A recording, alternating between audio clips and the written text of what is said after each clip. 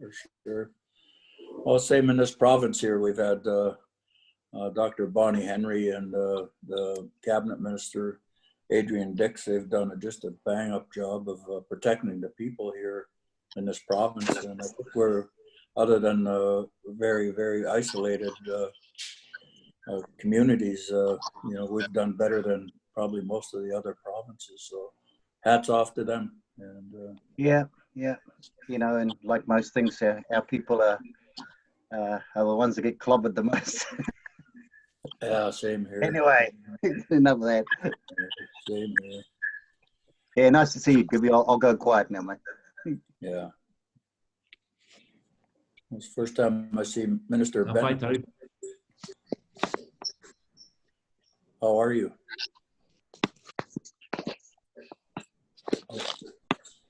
Subtitle.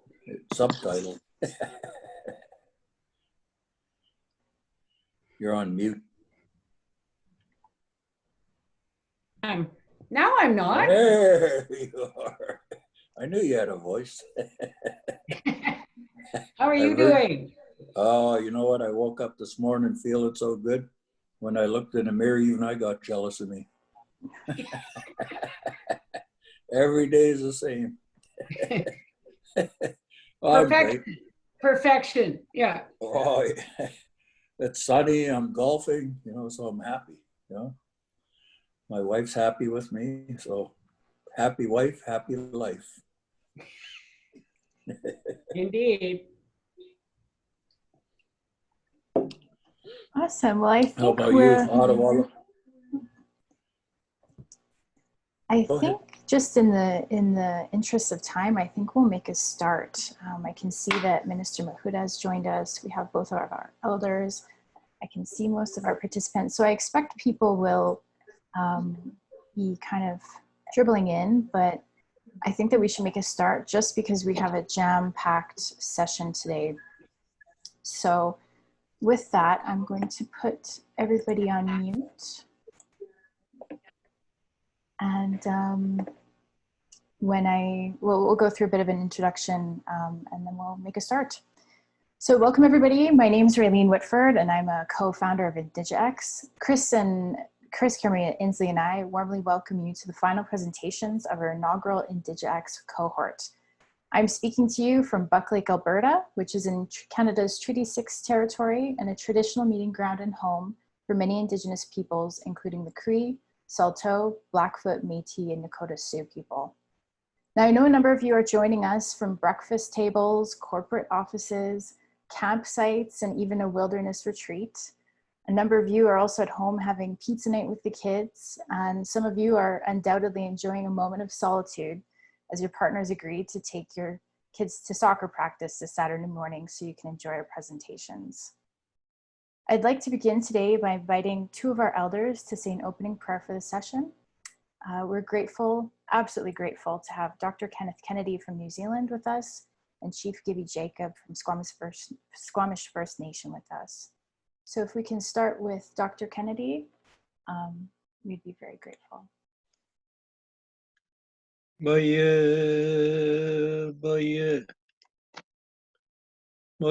tupua, te tapito. Te kaiaraki, ta pipiki ngātua. Oi, ka tākina te Māori, ahua no ki runga ki e nei taura, ki runga ki e nei tauira.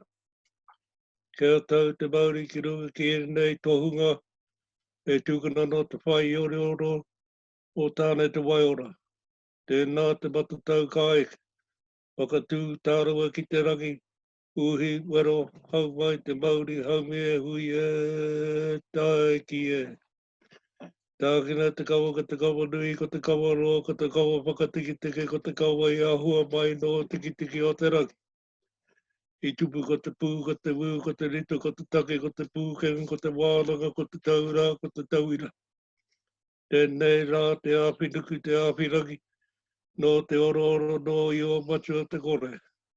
I pua ia i te take i ue nuku, i ue rangi kia hohau ki runga ki te tupua, ki runga ki te tapito, ki runga ki te kāwi o nāriki, Kia puta e nei tauira ki te whai au ki te ao mālama. Tēnei te matatau ka eke. Whakatū tārawa ki te rangi. Uhi wero hau mai te Māori hau mea hui e tae ki e. Tākina te kano te kawa tū, tapa mai nuku tū, tapa mai rangi tū, tapa mai runga tū, tapa mai raro. O i te rūnanga tāne kia mau, o i te rūnanga tāne ka kōkiri, o i o whiwhi o rawea tūrau parea tēnei te waire i hinuku o i hirangi. Ko te Māori ka mau ka takea waire i runga waira, i raro waire i roto, waire i waho. Waire ngā tupu a tāne, ko tāne nui ārangi, ko tāne te waiora, ko tāne nuku, ko tāne miroinga, ko tāne pūpuke, ko tāne te kukume, ko tāne te korenga, ko tāne ngā hoa, ko tāne mono ariki, ko tāne mahuta. Tēnei te hua ka kakawa, ka waire i runga i tēnei papa, ka waire ke ki te taumata mātangi reia. Tēnei te matatau ka eke. Uhi, wero, tau mai te Māori, haumia, hui e, tae ki e. Arise, arise, arise, the tupua o Kanata, the tupua o Aotearoa. Arise, learned ones, arise, lordly assemblage, arise and tie the links of the Māori and Kanata gods.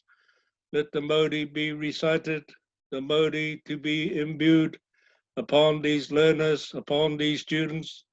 May the Māori be infused upon these participants, the outcome of the primal effort of Tāne Te Waiora.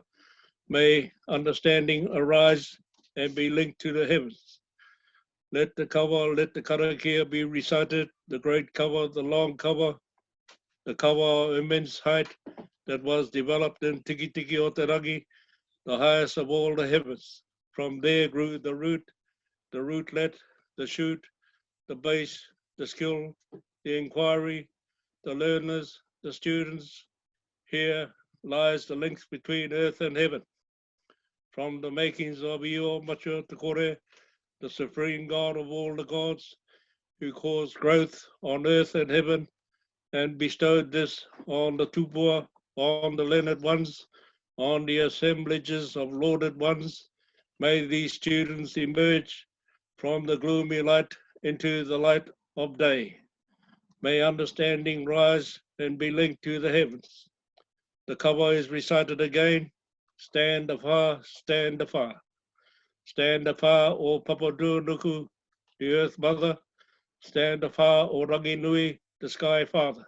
Stand above, stand below. Let the council of Tānuiarangi hold fast. Let the skills of Tānuiarangi be discharged. Be firm, close together, parry the challenge.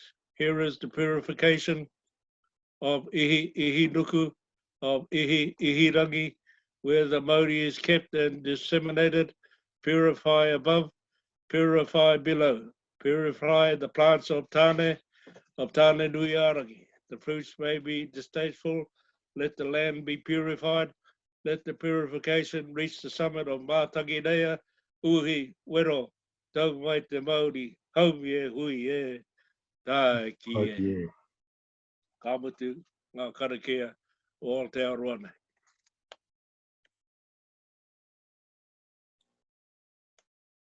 Thank you, Dr. Kennedy.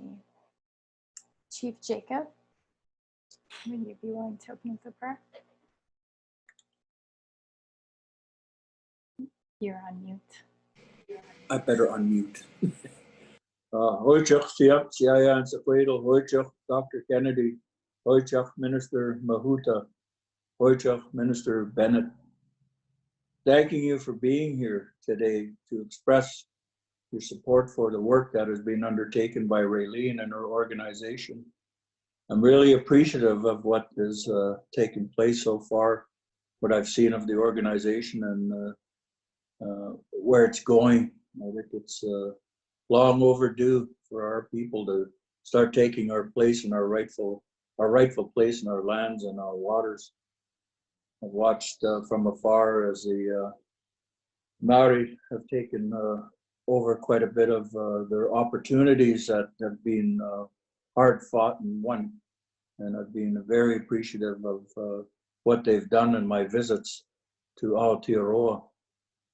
So I just wanted to share a little short prayer with you today, thanking the Creator for bringing us together today to share in this wonderful work, for the students and the entrepreneurs and the business people that have taken the opportunity to participate in this INDIGI-X. I wish nothing but success and good hearts and good minds of the people who are going to continue to move this forward. And I offer, as a token of my appreciation, my help in any way I can help. I'd be so happy to participate in helping you. So thanking all of you for being here today. And Minister Bennett, keep the money flowing. Just teasing. Thank you. And I did meet Minister Mahuta. My last visit down there, I believe, was the Waikato river agreement, cleanup agreement. So that's going back a few years now. But very appreciative to be here, and I thank you for the opportunity of just doing a little bit today. And I'm going to be listening with open ears and open heart. Oicho. Thank you, Chief Jacob. Thank you. So welcome everybody. Really pleased that you've all joined. So we have 71 attendees, and I think we can still expect some to trickle in. I just wanted to give you a bit of a background on INDIGI-X before we start. So Chris and I created INDIGI-X to facilitate the transfer of knowledge, to build professional networks, and to support the development of commerce for Indigenous nations around the world. And a byproduct of this program has been the development of really deep friendships, the transfer of culture, and just a renewed belief in the resilience of Indigenous peoples. So this is the end of our inaugural 4-week program, and we have an absolutely exciting session planned for you today. We have 22 amazing Indigenous professionals in the program who have agreed to participate out of their own free time in between their existing professional and personal commitments. We have an amazing group of lawyers, researchers, bankers, economic development officers, environmental scientists, former politicians, communication specialists, the list goes on. And we have Indigenous professionals who have spent for most of their career entirely abroad, and some who've spent most of their career working in their community. Our delegates have also impressive personal lives. We have a minister in training with the United Church of Canada. We have a parent of not one, but 2 sets of twins. We have leaders in the LGBTQ2S+ community and numerous entrepreneurs and business owners. So we're incredibly proud of our delegates for what they've done to get to where they are today. Throughout the program, we've learned that we have similar histories, that we face common challenges, and we experience the same barriers to development. But we've also learned that our differences and gained insight into how we can perhaps do things a little bit differently. So now it's our delegates' time to shine. This is a platform for our cohort of incredibly inspiring, unstoppable professionals who are grounded in their Indigenous culture, community, and ways of being. So with that, I'm just going to share a little bit of a presentation. We're going to go through some house rules and then we'll get started. This is our agenda for today. I'm sure you've all seen it numerous times. The house rules. So I can see a lot of your smiling faces. If you haven't, we encourage you to turn on your video.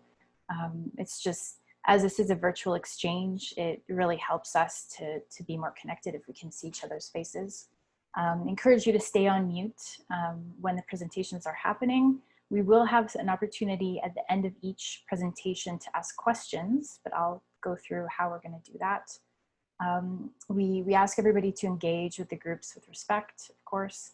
And this is how we're going to ask you to ask a question. So if you go down to the bottom of your screen, there's a participants icon. If you click that icon, you can raise your hand. So you're raising a digital hand, and then during the question period, we can select you to ask your question directly to the groups, or feel free to use the group chat.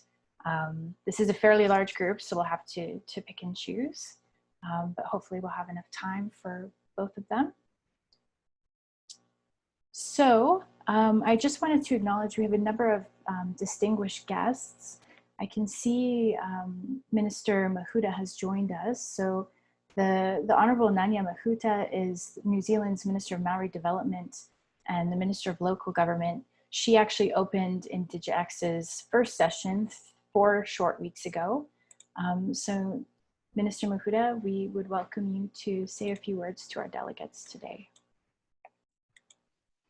Tuatahi ka tika me mihi atu rā ki ngā koroheke o te kāinga o Kanata, moa koutou whakaro nei ki tō tātou nei matu i te rangi.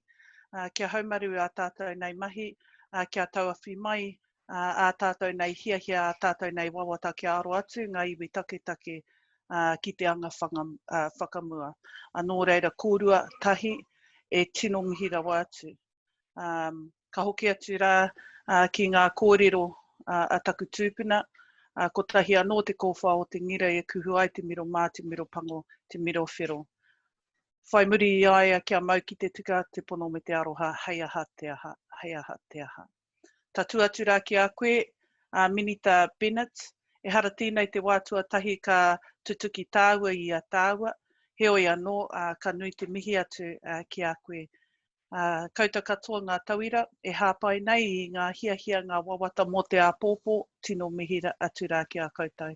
I just wanted to firstly acknowledge our kaumātua, our elders, who gave thanks to our Creator, our Father in Heaven, to be able to bestow on us, I think, all the necessary attributes and aspects of what it would take to look towards the future, mindful of what we carry from our ancestors, and to bind us together in a common fellowship, which is the well-being of our people and the generations that follow, and to uphold the legacy of our ancestors. So to our kaumātua, thank you. To Minister Bennett, this isn't the first time we've met, although this is the first time in a virtual setting. It's good to see you again. And to all the tauira who are sharing their knowledge and expertise in a way that we can all benefit, I acknowledge you all. I did have the opportunity to open INDIGI-X, and we had a really good conversation, I believe, around purpose as everyone introduced themselves. So I hope the opening was a good foundation for everybody to bring forward the purpose of their linking into this forum. And I can see by the agenda today that it will be a very full and explosive set of ideas that will disrupt many, many aspects of our thinking, and that is as what it was intended to be. So without too much more, I'm really encouraged by the day ahead and the presentations that are to follow, and I look forward to being a learner on this platform for this time. Kia ora koutou. Wonderful. Thank you, Minister Mahuta. It's a true pleasure to have you join us again. We also have the Honorable Carolyn Bennett, who is the Minister of Crown Indigenous Relations and Northern Affairs, joining us. Minister Bennett, would you like to say a few words? Thank you, and good evening, Mino Dibikad, Canada, and Ata Maori to our New Zealand colleagues. I am joining you from the traditional territory of the Anishinaabe people in the historic territory of the Huron-Wendat and a homeland of the Métis. So even though in Canada we have many flat lands without mountains and large bodies of water where rivers float, my mountain is the Niagara Escarpment. My water where I live in Toronto is Lake Ontario and the Humber and Don Rivers, although my spiritual center is right here on the Georgian Bay. Our boat is named Fairfarn. My canoe remains nameless. And my family on the father's side is Bennett, and on my mother's side, Denby. Both families came to Canada from England in the early 1900s. We are settlers on this land. My name is Carolyn Bennett. So it is indeed a pleasure to be here alongside the inspiring Minister Mahuta, and joined also by ADM Paul Topple from the Global Affairs Canada, and to be with you to hear all of the exciting deliberations. And I too know how much I will learn. I also thank Chief Jacob and Dr. Kennedy for their prayers and making sure that we will continue in a good way. Just a huge miigwech, Raylene Whitford and Chris Karamea Inslee for your vision and the hard work in bringing us together while apart. So the knowledge exchange and the partnerships built here, we know will allow for a better and stronger relationship between First Nations, Inuit, and Métis professionals in Canada and the Maori professionals in New Zealand, both in the short and long term. COVID has allowed me to be, once again, totally inspired by Indigenous physicians on the front line during our weekly Zoom calls. They are spiritual people who walk in both worlds and are dedicated to creating culturally safe spaces for healing and healthcare. They have executed their pandemic plans and have demonstrated huge success. With a death rate of 1/4 of the Canadian average, they have kept their communities safe and protected their elders. I know we're all disappointed that the PRIDOC conference that was to take place this fall in Vancouver, bringing together the Indigenous physicians from the Pacific region in partnership with your Aotearoa, has had to be postponed until next year. But I know as we come together with the leadership of Indigenous professionals, governments need to ensure that we are walking the talk of protecting Indigenous knowledge and acknowledging its contribution to a more inclusive and prosperous society. New Zealand continues to inspire the world with your protection and promotion of the Maori language and culture. And I know on our visit in 2017, we were all so impressed by the visit to Te Puia, the Maori Arts and Culture Center. Watching those master carvers teach the young aspiring artists as part of a social enterprise alongside those amazing natural wonders and attracting people from around the world to see it all. So both at the UN and through ongoing conversations, Canada and New Zealand continue to reaffirm support for Indigenous people. I'm committed to working together to create further opportunities such as this one, which promotes the Indigenous to Indigenous dialogue and collaboration and the economic success that we're going to learn about as well tonight. So thank you sincerely for having invited me, and I really look forward to the discussion and learning from you all. Wonderful. Thank you, Minister Bennett. It's a true honor to have you join us today. Last but not least, we had Minister Ng, the Minister of International Trade, positioned to join us, but she couldn't join us at the last minute. So I'd like to introduce Paul Topple, who's the Assistant Deputy Minister of Global Affairs Canada, and who is also the head of Asia Pacific. So Paul, do you want to say a few words? Thank you very much, Raylene. Kwe Tanasi Bilakuk Seko, greetings and a warm welcome to everyone joining us from here in Canada on another fine Friday afternoon. And for those of you watching on for what is early Saturday morning in New Zealand, Ke ora, I hope your weekend is off to a great start. I'm pleased to be with you today and wanted to pass along the apologies of Mary Ng, Canada's Minister of Small Business Export Promotion and International Trade, who was slated to participate today but could not. Minister Ng did, however, ask me to congratulate all the INDIGI-X organizers, delegates, and participants, and hopes that you and your families are all safe and well. I would like to acknowledge that I am on the traditional and unceded territory of the Algonquin people. And I'd also like to offer Raylene and Chris Inslee, her fellow INDIGI-X co-organizer, a warm virtual greeting. Not only have they brought us together for the fourth and final weekend of INDIGI-X, they've also overcome the challenges of COVID-19 to ensure this exchange of ideas about Indigenous commerce and international trade between 22 Indigenous professionals from Canada and New Zealand, which has been a success. And so these 22 delegates deserve our congratulations and thanks. They are forging connections for future collaboration that will benefit their nations, their countries, and the global economy. The ideas they will present today and the leadership that they have demonstrated over the course of their lives and careers represent the diversity of thought and talent that is crucial to truly inclusive and successful economies.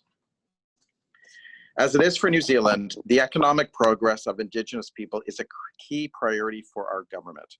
And we know that Indigenous peoples make invaluable contributions to local communities and Canada's economy that Minister Bennett just highlighted. And we know that the Indigenous economy is diverse, with more than 43,000 Indigenous-owned small and medium-sized businesses spanning all sectors.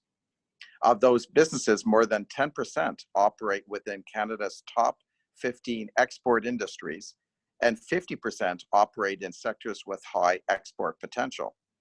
So imagine the benefit to Indigenous-owned businesses if the barriers and challenges that they face in accessing international markets were identified and removed. In fact, studies have shown that doing so could boost Canada's economy by nearly $28 billion a year.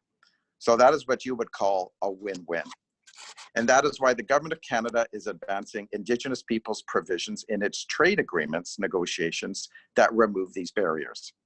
Because when Indigenous-owned businesses are export-ready, we can count on the Canadian Trade Commissioner Service, which has representatives in 160 offices around the world to help Canadian Indigenous-owned businesses export.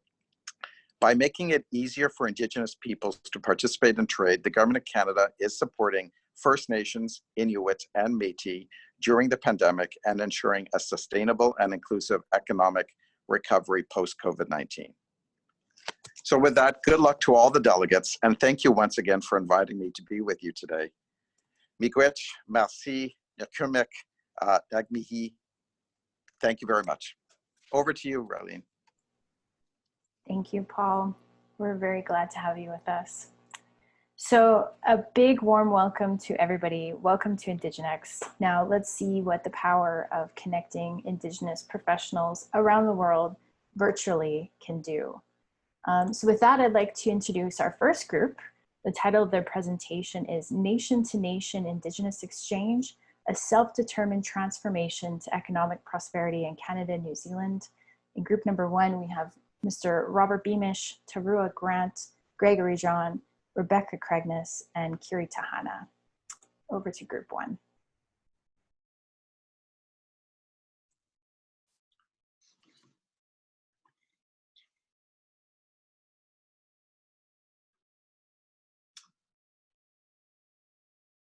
Thank you very much. Okinistuni Taniku Wabokotsuna Nistawa Gregory John. And I'm honored to be here in the presence of both Minister Mahuta, Minister Bennett, honored guests, and fellow delegates. This past 4 weeks has been a very exciting time for all of us to realize that there's a common history between all of our Indigenous people and the common challenges that exist between us.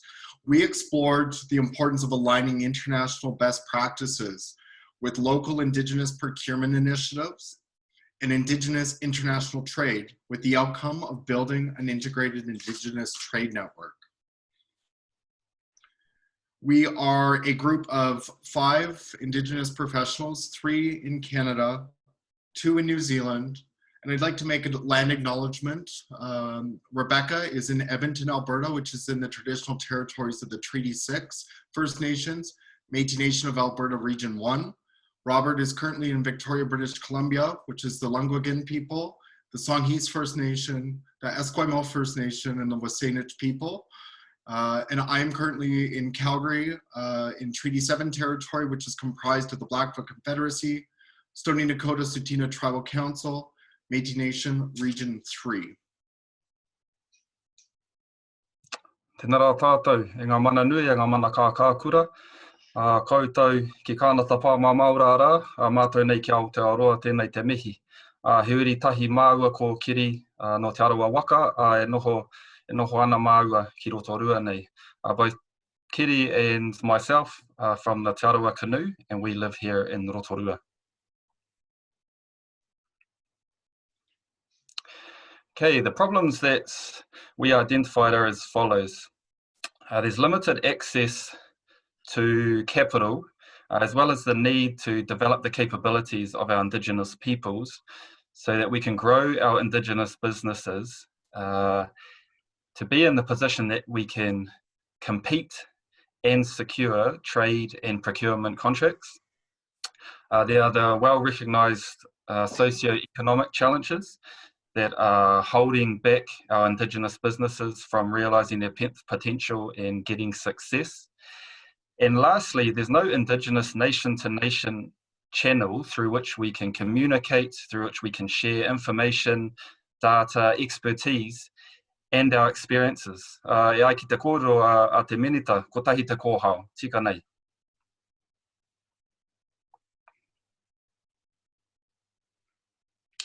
Tēnā rā koutou.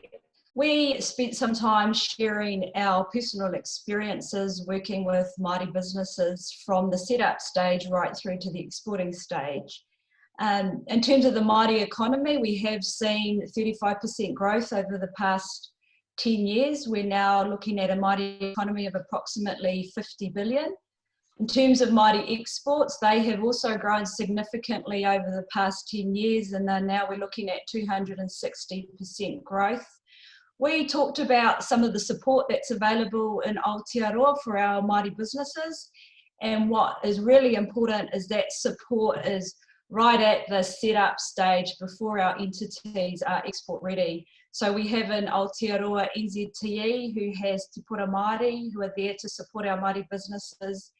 We have Callaghan Innovation, which is focused on R&D and innovation and has a Māori Innovation Hub.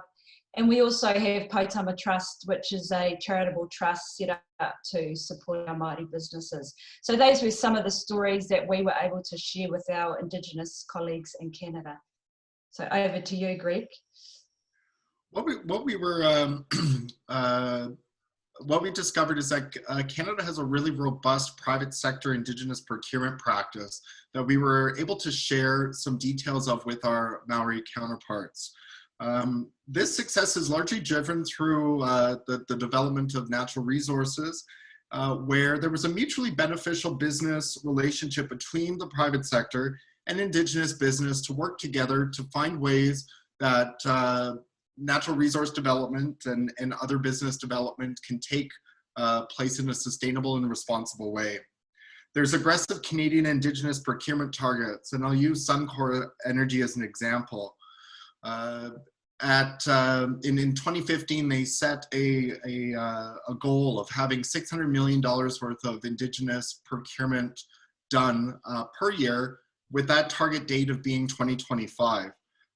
They just released their ESG report that announced $836 million worth of Indigenous procurement was done in 2019.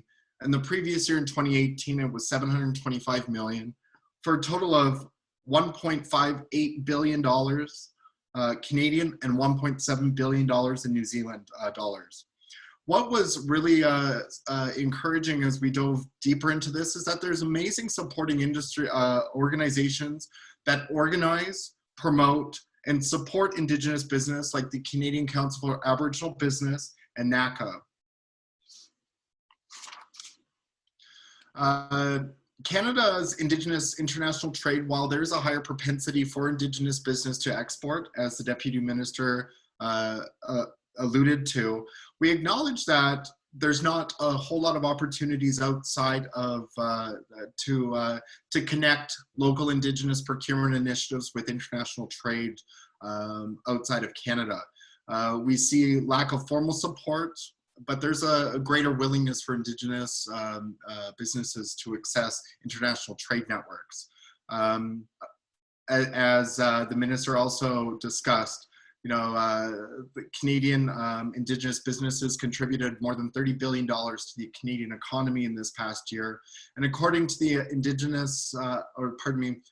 the Indigenomics Institute, Indigenous business in Canada is poised to grow to over $100 billion in the coming years. The Indigenous procurement landscape here in Aotearoa is quite different to Kanata, and therein lies the value of this Indigenous to Indigenous exchange. To summarise the landscape here, there is no established Indigenous procurement approach. And importantly, when it comes to trying to engage both the public and private sector, whilst there's international evidence and data that demonstrates the social and the economic value generated from Indigenous procurement, there is no such data and support that's been conducted here in Aotearoa.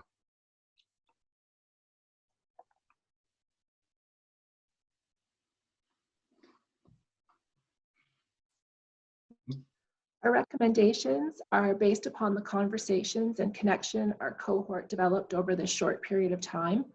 And we believe that a longer and structured nation-to-nation exchange will produce positive and sustainable outcomes. The nation-to-nation collaboration model will develop a platform for collaboration that results in a formalized business case that validates the financial and socioeconomic benefits of the exchange. Our group strongly recommends that this is designed as an Indigenous-led exchange. The Indigenous lens will ground the process and eliminate the tendency to paternalize the outcomes and create a more trusting and collaborative environment. With a high-level goal to create this framework, which promotes Indigenous trade and procurement to support and complement the existing structures within economic development and trade in our nations, creating a legacy for future generations.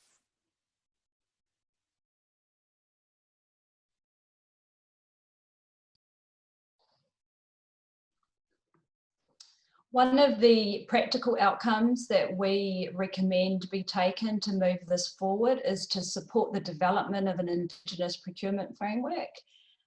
This would look at both the demand side and the supply side, the private sector, the public sector, the Indigenous viewpoint as well. And we propose that this could be done in 4 stages.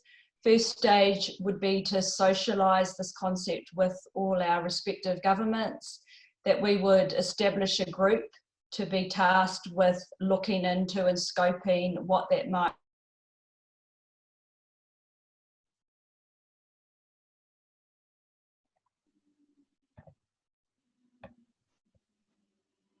and the budget to enable this framework to be prepared and built for the benefit of our respective countries and also for our Indigenous colleagues throughout the world. Over to you, Robert. And finally, our recommendations on trade. These are framed around increasing accountability, support, and feedback on Indigenous trade.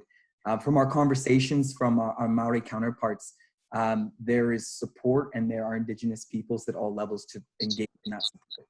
So we are recommending that the Trade Commissioner Service increase support for non-export ready Indigenous businesses, and that this support doesn't start at the export ready stage. By increasing this support before the export ready stage, it allows those relationships to be built, for trust to be built, and it allows for more engagement with those businesses. We also recommend that the Trade Commissioner Service add tracking and the addition of key performance indicators for Indigenous trade champions and their managers at regional offices. What gets tracked gets delivered. That's the key point around that recommendation. We also recommend recruiting and retaining Indigenous trade professionals throughout the Trade Commissioner Service. Speaking with our Maori counterparts, they have Maori professionals working in different offices around the world, in Hong Kong, as well as in Aotearoa. And this would be a key difference because Indigenous peoples have similar values, aspirations, and ways of working together that we can bring together. We also recommend partnering with Indigenous associations, not just for access to their networks, but also for a feedback loop as to how Indigenous trade should develop. Finally, we recommend establishing an ongoing Canada and Aotearoa Indigenous nation-to-nation exchange for international trade knowledge. That this knowledge of 3 weeks and 5 professionals and $0, this is what we've come up with. With a bit more time and more money, then the options are truly mind-boggling, and the creativity and imagination that we get to is all there. The potential is there to be accessed. So with that, we say thank you, and we invite you to ask your questions.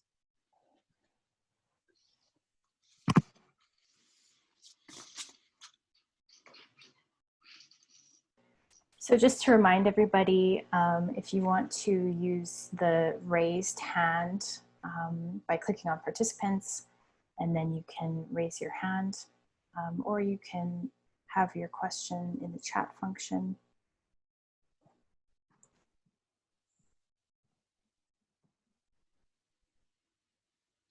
Cool, thank you.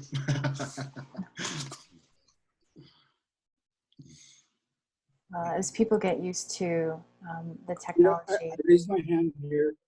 Oh, go ahead, Chief Crowchild. Chief Lee Crowchild, yes. Sise hakije chatanete kaze ata. Ko te whaitiri whenua kura, ka moe e tera aroha huata. Ka puta pita taraya rawiri, ka puta hine tama Maria. Ka puta ngatai hachina, ka puta maya ropine, ka puta nitanga aroha, ka puta te amorangi. At one time I was married to a Maori from New Zealand, Hawke's Bay. After listening to your presentation here, a few questions have come to my mind. I was a sitting chief for Exotenant for 3 years. Now I'm not, and I feel good about that. But I also was appointed to the fiscal relations table through the federal government and through Assembly of First Nations. Paul Thopel, who spoke earlier, he knows where my view is coming from. And it's always based on treaty. You know, that I could go down that road, but I won't right now because I want to get to another question here. My experience as Hakije, as chief, I saw the importance of separating politics from business. So I created a business charter. And I think this is a real key thing for a lot of First Nations. In New Zealand, it's probably a little bit different because I think the measuring sticks for success are a little bit different here. But in your presentation, I'm kind of seeing that at the grassroots level, grassroots community level, of people who want to get into businesses and that, they're looking at it saying, well, I can't do this the way it's being presented here because nobody wants to listen to me. My chief and council don't want to listen to me. Certainly, the federal government will give us sort of a few dollars to do this and do that, but not really to breed success. The idea is the system has not really worked. It's worked for those that buy into a system and know how to play that game. It works for them. But when you're talking, and I'm talking from my response for as Hakije, for my community who want to expand their businesses and that they couldn't, and they tried for years. And we got a $4.5 billion deal that we've created now, and it's growing. Well, I ensured that it allowed for the community to get involved and to help in whatever way that they can. Some of them are working through grants and monies are made available, and some of them are just, you know, they don't have the degrees that say that they can do a job or they can do this business, but they have the gumption. So in your presentation there, I think that what I'm not seeing is how do you take this formula and you present it to the grassroots people? Those people that all of you know, at the end of the day today, in your communities, you're going to have people that are going to have no food to eat. You're going to have all the social issues, and that's all compounded by COVID-19 right now. What do we do for that? Because we can talk about all this high-level stuff, and oh boy, that sounds really great. But I want to know what are the nuts and bolts. How do we make this for our our community members to be able to say, I want to be in this game. I want to play this because it's good. Example, I have a friend who has his import license, and he was able to make the contacts and trying to get masks imported. He was all set, he's legal and everything, but the government says, no, we're going with these other patronage appointments that we think will do much better job than you. Why? I have no idea. He was First Nations and he had all his credentials, but he could never get his foot in the door there. I'm just using that as an example. So thank you very much. Yeah, if I might, I think when we look at high-level business strategies as we've come up with here, and acknowledging we've had probably 2 weeks of really working and looking at this, we have to acknowledge that business strategies only work if they work for everyone. And I certainly appreciate the fact and highlighting that it has to work for grassroots people probably more than it does for larger businesses. So while we can look at large companies and interfacing through their active supply chains with, well-established Indigenous business, we have to acknowledge that there's a significant component that are not able to participate in that manner. And I think that that's what is going to have to be looked at in a significant way, that we don't just leave smaller businesses behind by trying to capture the largest portion, which is obviously the easiest. So, I don't have an easy answer, but I certainly, I think that's probably the #1 issue that we would explore as we take this to the next stages. Yeah, and I think if I consider it from our perspective here, then part of the developing of that framework is to review the investment and the funding ecosystem that exists, and it's trying to link the pieces together. So currently,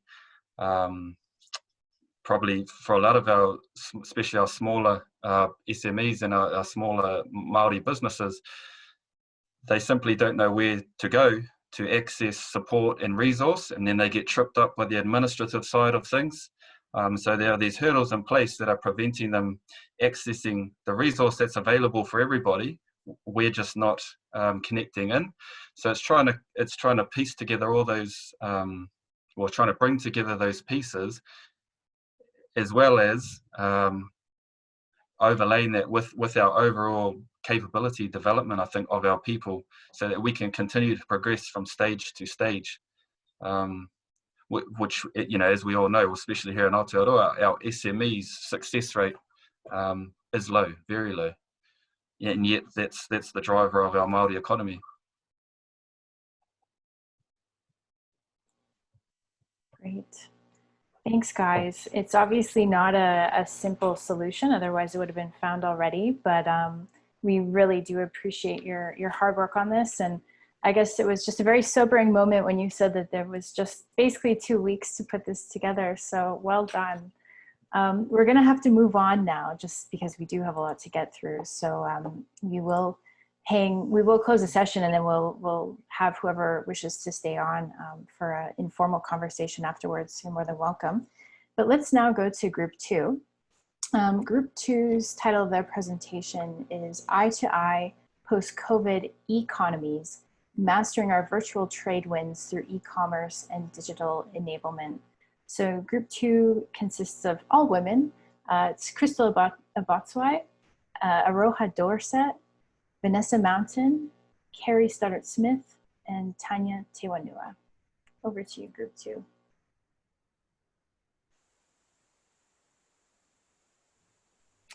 Kia ora koutou. My name is Aroha.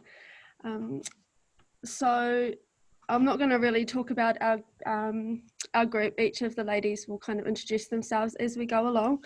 But I just wanted to acknowledge what Lee said about small SMEs and how difficult it is for them to break into business and to grow their businesses. And that's something that our group really did look at. I won't steal the group's thunder. but prior to colonisation, Indigenous peoples traded freely and continued to do so well into the early contact period. However, the self-imposition of colonial governments on Indigenous territories, sovereignty, and the exploitation of economic resources served to dismantle the social, political, and economic structures of Indigenous peoples.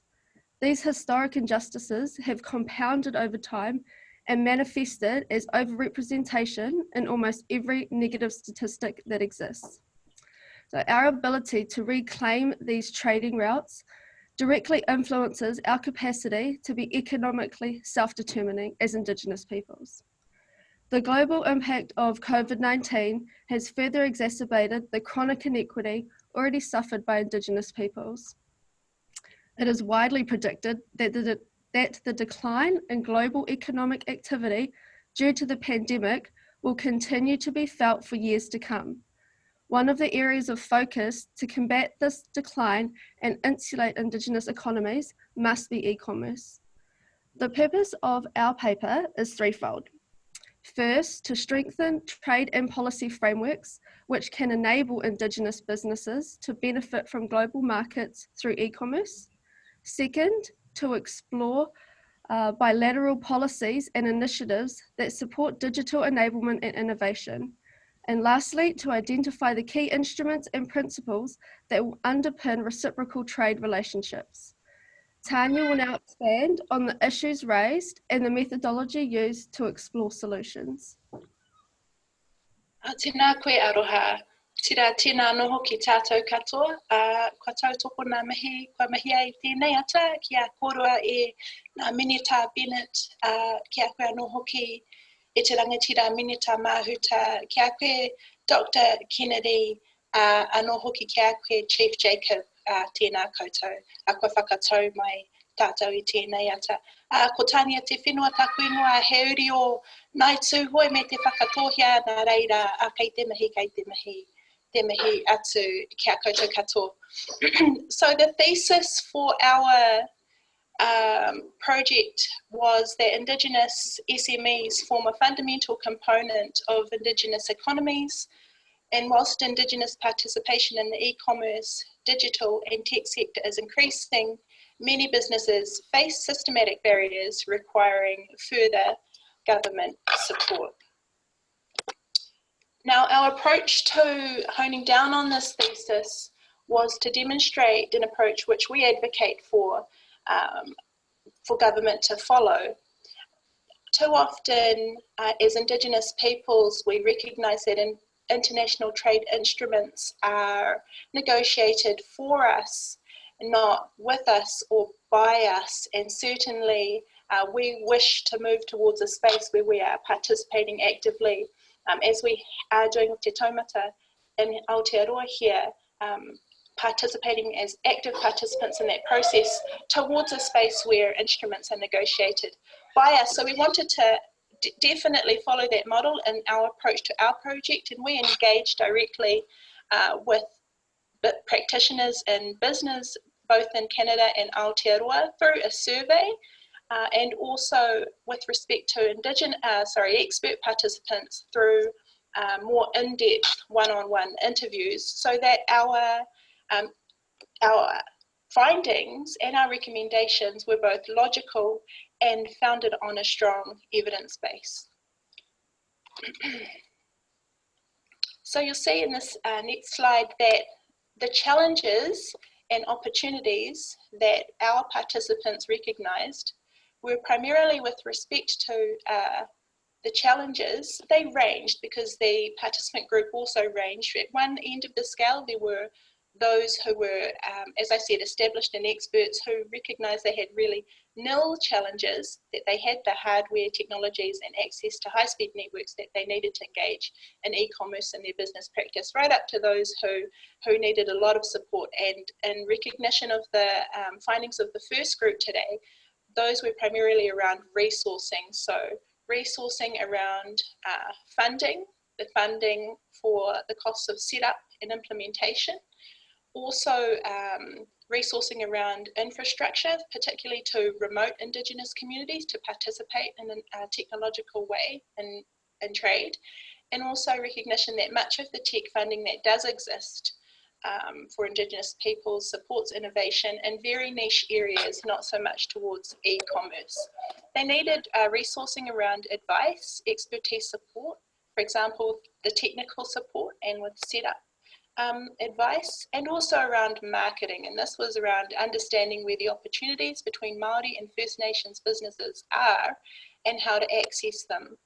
And noting also that our participants didn't want to lose the human dimension through the digital space, recognizing that relationships and human interaction are fundamental to our way of being and our way of doing.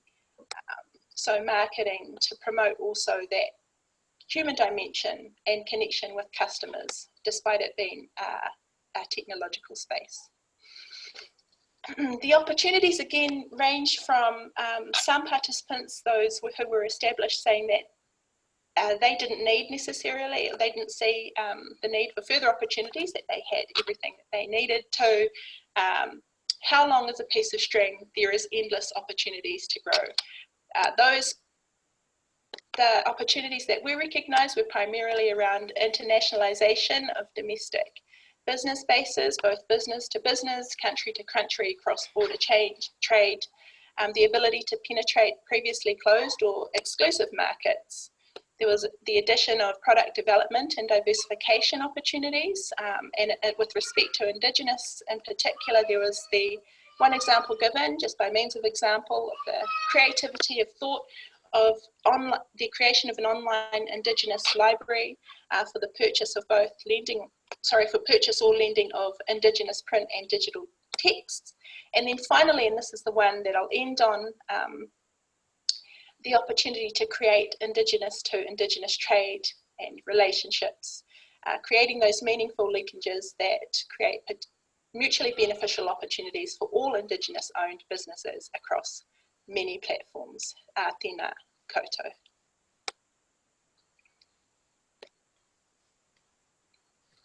Kia ora koutou, ko Carrie Startup-Smith tōku ingoa, no Ngāpuhi me Ngāti Whātua ahau. We see three areas where New Zealand and Canada could actively and substantively support Indigenous people to benefit from the global shift to the virtual marketplace. In particular, we identified a need for government-enabled support, and that was to design a peer-to-peer distributed ownership global Indigenous Economies network. Because our businesses told us, as Tanya just said, that mainstream platforms just aren't currently nurturing Indigenous ways of doing business in a way that builds on the collective capability and capacity of Indigenous economies globally. We're also championing the setup of an Indigenous Trade and Innovation Fund, and that's to reimagine the paradigms that Indigenous enterprises operate within.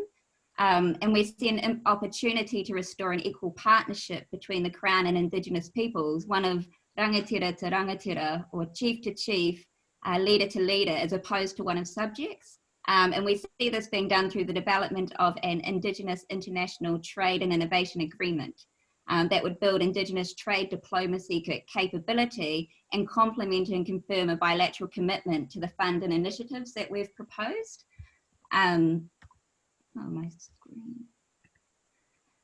We think that the first phase could be financed through examining any existing departmental underspends or funding already set aside specifically for COVID economic recovery measures. And we'd expect further avenues such as APEC project funds or developing budget bids to also be explored as part of the early scoping.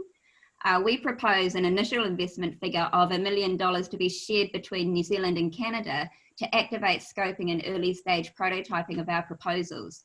This is a nominal figure that accounts for less than 0.001% of each country's total COVID spend. And we believe that through our proposals, Canada and New Zealand have a unique opportunity actually to tell a long overdue yet impactful story that they took a joint lead in enabling Indigenous economies to flourish through targeted bilateral investment and a national commitment to work toward reconciliation during what is projected to be one of modern history's worst global recessions. I'm just going to hand over to Crystal now, and she'll take us through the next phase. Ani Bojo, Crystal Avatasli, Indigenous Cause, under Kami Kain Danjaba, Nikusini Dem, and Nishna Bekwe and Dao. So in summary, mastering e-commerce and digital enablement is crucial to the post-COVID economic sustainability of Canada and New Zealand, and the inclusion of Indigenous peoples in the growth of global e-commerce. Collaborating with Indigenous peoples to design and strengthen trade policy frameworks supports digital enablement and reciprocal trade relations between Indigenous peoples and the governments of Canada and New Zealand. The virtual trade wins are here. The value add is an enhanced possibility of shared prosperity, reconciliation, and the restoration of the rights of Indigenous peoples to be self-determining. We believe as a group that navigating e-commerce and digital enablement is crucial to the success of both countries' economic sustainability. Understanding that there are many e-commerce platforms within both countries to date, the real value is the international to international trade partnerships between Indigenous groups alike. After launching this platform, the blue sky idea that would be that we could invite Indigenous groups within US and Australia to become members as well, and invite government officials to see the success.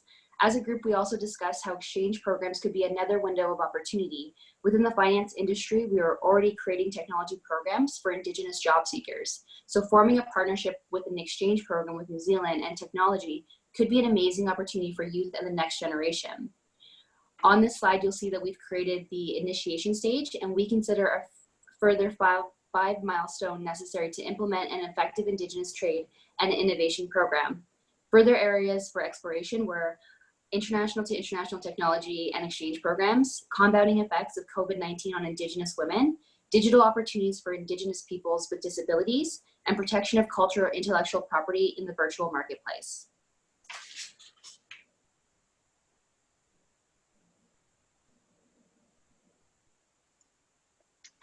Kukshum Crystal, can you hear me? Yeah.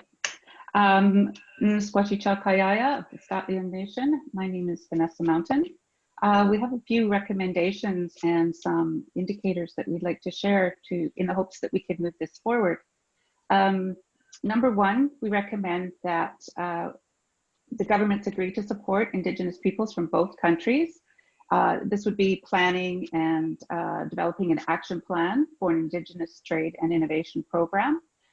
This could be indicated by a formal response to our recommendations within 20 working days of the final report of this project. The second recommendation, which I think sort of fits in with one of the recommendations from our first presentation, is to establish regular engagement between both countries with people from the alumni of this group, Indigenous professionals, sector experts, and other businesses to design the bilateral Indigenous Innovation Fund. And this would be a formal establishment of an actual working group between the two countries. The third recommendation would be formalizing a bilateral Indigenous trade and innovation agreement. This would include a clause that would also allow for any additional signatories from other companies or countries. Part of this would be the development of a website to support the ongoing Indigenous to Indigenous collaboration between Canada and New Zealand. So that is the gist of our presentation. The last slide has a few items on there where we could share some really firm items to move this forward, such as the signing of a MOU or an agreement that the countries will work together to move all of these projects forward. So I'd like to thank you for your time, and are there any questions?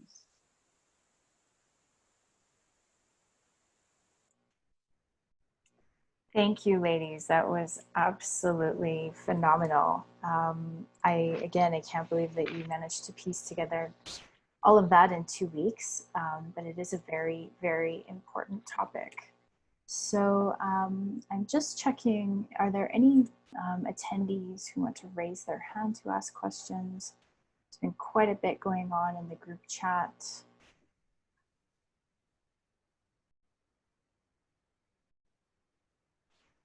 Any questions on our e-commerce presentation?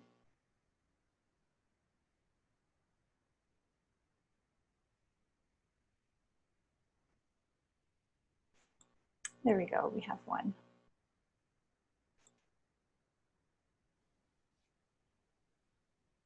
Am I on? You are. First of all, thank you to the two groups that presented so far, and I find it very interesting, you know, how far down the road you've moved from when you started to where you're at right now, and providing the kind of recommendations that you have. You know, I certainly am supportive of moving the agenda forward, always have been, and in between ourselves as Indigenous peoples for sure. You know, my cousin told me once, he says, we have a bungee economy. I said, a bungee economy, what's that? He said, the money comes in on a bungee cord and it goes out twice as fast. So I think, you know, looking at the opportunities at creating all the different types of businesses, that if we can create a circle that the money's gonna go throughout our community 10 times before it leaves, I think it's a worthy initiative. I think just looking, if the money's going somewhere, I'd rather be going to another Indigenous group than, you know, off of our reserve and into the general economy of Canada, with all due respect to the people who run those businesses. You know, we're stuck usually at the end of the line, and so I'm all in for this. I guess one question I have, and you might not even have gone in this direction, is how many Indigenous companies are actually into international trade? You know, and between Aotearoa and Canada, Métis, Inuit, First Nations. I don't know where we're starting from, because it's just like how to eat an elephant, one bite at a time, right? So it's a huge agenda, and you know, for those who are going to continue it on, I think it's a huge thing to tackle. And so anyways, that's kind of my question and point, I guess. Thank you.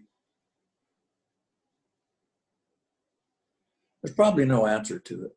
I'm happy to provide an answer. But there's not an answer to the question, but it's an answer to the reason why it's so important to now start investing in Indigenous innovation and trade groups, and being able to build that data picture. I mean, I think that's the first start. And I think the earlier groups talked about you can't succeed unless you're tracking, like you need to track it. And if we don't have the data, then we need to establish the baseline. So I think what everyone's presentation will start to show is it's critical to get that data. So it's critical that we get investment from both governments so that we know what direction we're going to be going and how we can maximise those opportunities for Indigenous people from both our countries. Thank you. Thanks, Carrie. Yeah, just my 2 cents before we move on to the next presentation. From what I've heard, and I've had the opportunity to meet with various delegates from the government, on the Canadian side, this is most definitely not something that has been tracked, and there are no flags, for example, in the system to define what an Indigenous business is, let alone how many of our population here in Canada are trading internationally. So I fully support this initiative and the proposals that you guys put forward. And we look forward to helping support you guys move this onwards. So with that, we're going to go to Group 3 now. Group 3's title of their presentation is Weaving of Relatives, Indigenous Co-Management of Natural Resources. And it consists of Eugene Berryman-Camp, Aurora Kipa, Keisha Moffat, and John Snow. Group 3, go ahead. Thank you, Raylene. Tēnā tātou katoa, ai ngā pāpaka wairua, I rua ki nā tō tātou nei hui. Our elders who have put up our meeting today, tēnā kōrua, Aotearoa aku pāpā, te taru, Kenneth, tēnei te te o Mokopuna, o te aroa waka, ai ngā minita, Minister Bennett, te minita, te Nanaia Mahuta, tēnā kōrua Aotearoa, tātou, esteemed guests that have congregated today, tēnā koutou katoa. Our title for our presentation is Weaving of Relatives, and this is, I guess, for those words in particular, that's the basis for our PowerPoint and for our presentation. It's the weaving, it's the binding of our Indigenous knowledge, of our Indigenous systems. Who we are, ko Iruwera ke patoku ingoa, no te aroa, Ngāti Rārua me Ngāti Maniapoto. I am a Māori communication specialist, and I reside in Tauranga Moana, just on the Whaopeni, underneath Mauao. Kia ora. Yes, mō tēnā koutou, ko Eugene Berryman Camper Ho, he ko te aroa me mā tātua waka, he timu whakarai te aroa River Iwi Trust nei. Good morning, my name is Eugene. I'm CE for Te Aroa River Iwi Trust, and my ties are to the Te Aroa people around Aotearoa, and also I have ties to Whakatane and to Murupara as well. Kia ora.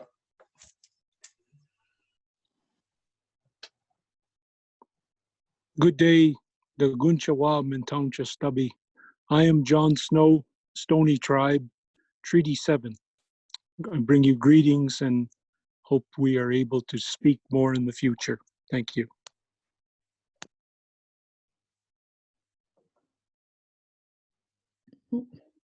Hi everyone, my name is Keisha Moffat and I'm the member of a Mi'kmaq tribe in Ilverbar First Nation, New Brunswick in Canada.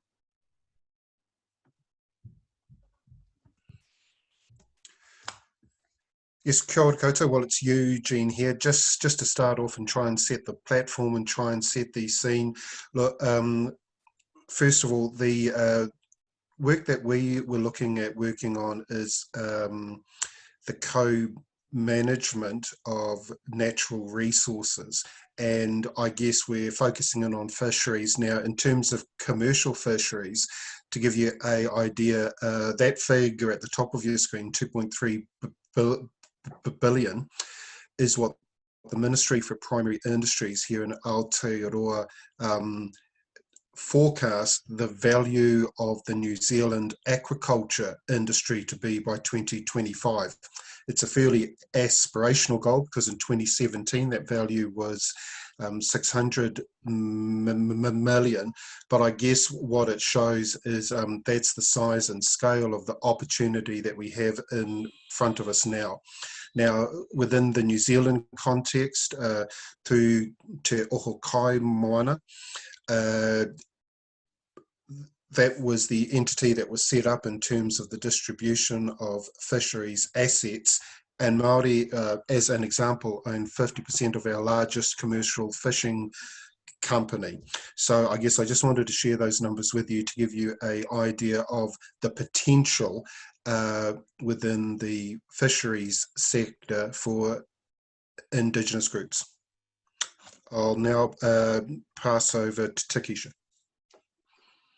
In Canada, Indigenous fisheries serve as the main contributor of own source revenue and job creation.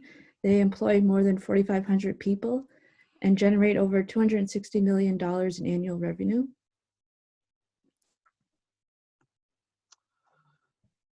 Benefits of co-management. Of course, this is from an Indigenous perspective, and these are points that we often advocate and challenge to government. First point there, diverse, holistic, strategic input, inclusive decision-making that leads to better outcomes, traditional knowledge informing values-based principles, and smoother regulatory processes where Indigenous peoples are active in the project. John might also have some other whakaaro, but we thought to summarise that just in that quote there, it is easier to control the development if you are the developer. John.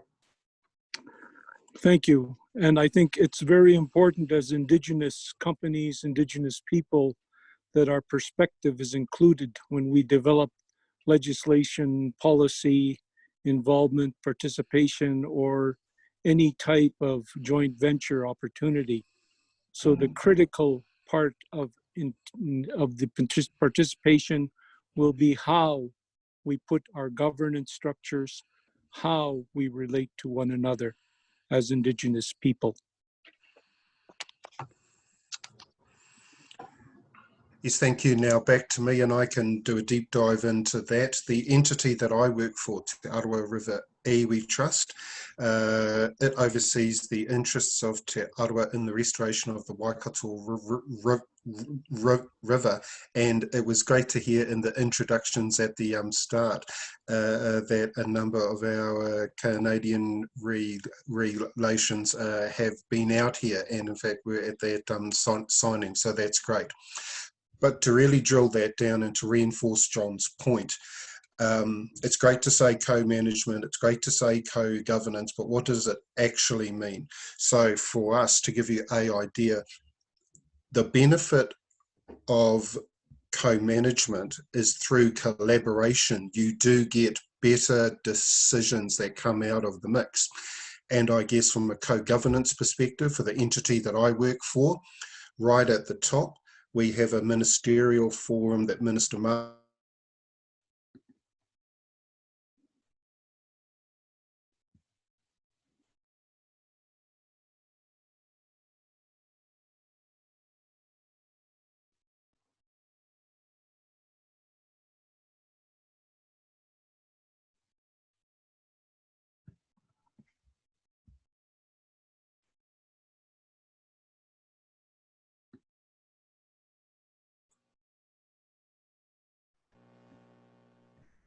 So just a quick snapshot. Oh.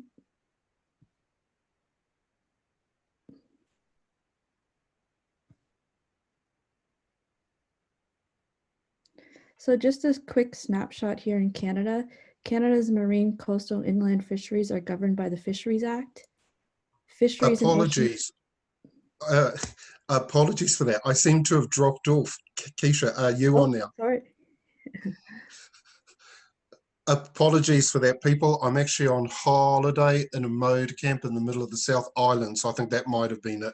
But just to go really quickly, as I outlined, we have governance platforms in place from a Prime Minister and Minister level to local council level. What that means is that we're intimately involved in co-designing legislation. And I guess in terms of from a co-management perspective, operationally, right now we're working with Fisheries New Zealand on the implementation of our customary fisheries protocols, because as has been raised before, the big picture view is that commercial fisheries has an economic gain for us, but at the end of the day, it's our customary fisheries practices and the way that we act and behave that makes us who we are. So we need to make sure that we thread that into each point that we're in. Apologies for the hold up. I'll pass on to Keisha. So a snapshot of what current co-management practices are like in Canada. Canada's marine, coastal, and inland fisheries are governed by the Fisheries Act. Fisheries and Oceans Canada is often known as DFO, is the federal lead for safeguarding waters and managing Canada's fisheries, oceans, and freshwater resources. The Indigenous programs depicted on the slide reflect the initial attempt by the department to respect the Section 35.1 of priority rights of Indigenous nations to fish for food, social, and ceremonial purposes. Years later, additional programs were developed to assist and provide funding to Indigenous communities to create and operate commercial fishery enterprises, build technical capacity in aquatic resources and oceans management. However, a national Indigenous review of these programs in 2017 was conducted by the National Indigenous Fisheries Institute, and it was found that these programs lacked significant Indigenous involvement in the program development, and therefore created and implemented programs that didn't practice true co-management. Recommendations were provided to DFO to develop a joint vision for the future of these programs to advance co-management of aquatic and ocean resources. So as today, this is still in process.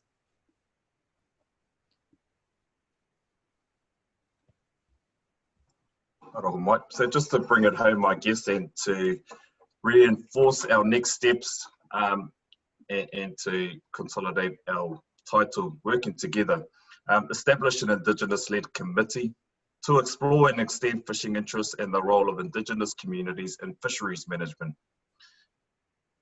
Set up a global Indigenous fisheries summit, and Aotearoa happy to host, focus on what is required to enable Indigenous peoples to be at the forefront of environmentally sustainable, responsibly harvested fisheries to meet global demand for ethically sourced protein.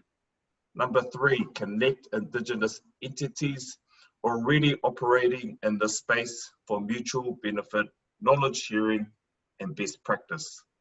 Number 4, recite, of course, this is our ancestral knowledge now, recite our Indigenous ceremonies and rituals simultaneously in a virtual setting. And we've seen, I guess in the last few months, we've seen this online platform, and who knows what the world will look like post-COVID-19, but I guess practicing those on a virtual platform is important until we can meet kanohi ki te kanohi again. John?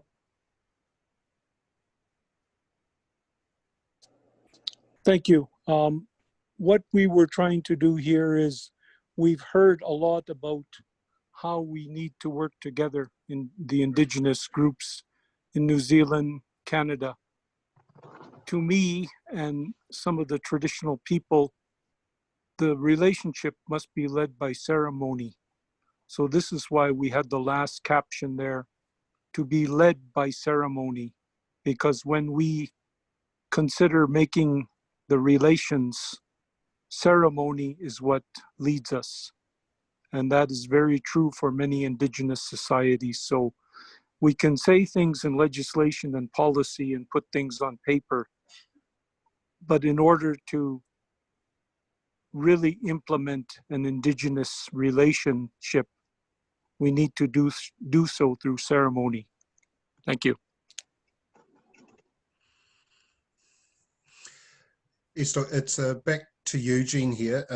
I get the budget, and once again, and I'm sure there'll be familiar themes throughout all of these presentations, but John put forward the idea of committing 1% of the resources that are within the Canadian setting in terms of how we weave together this relationship process.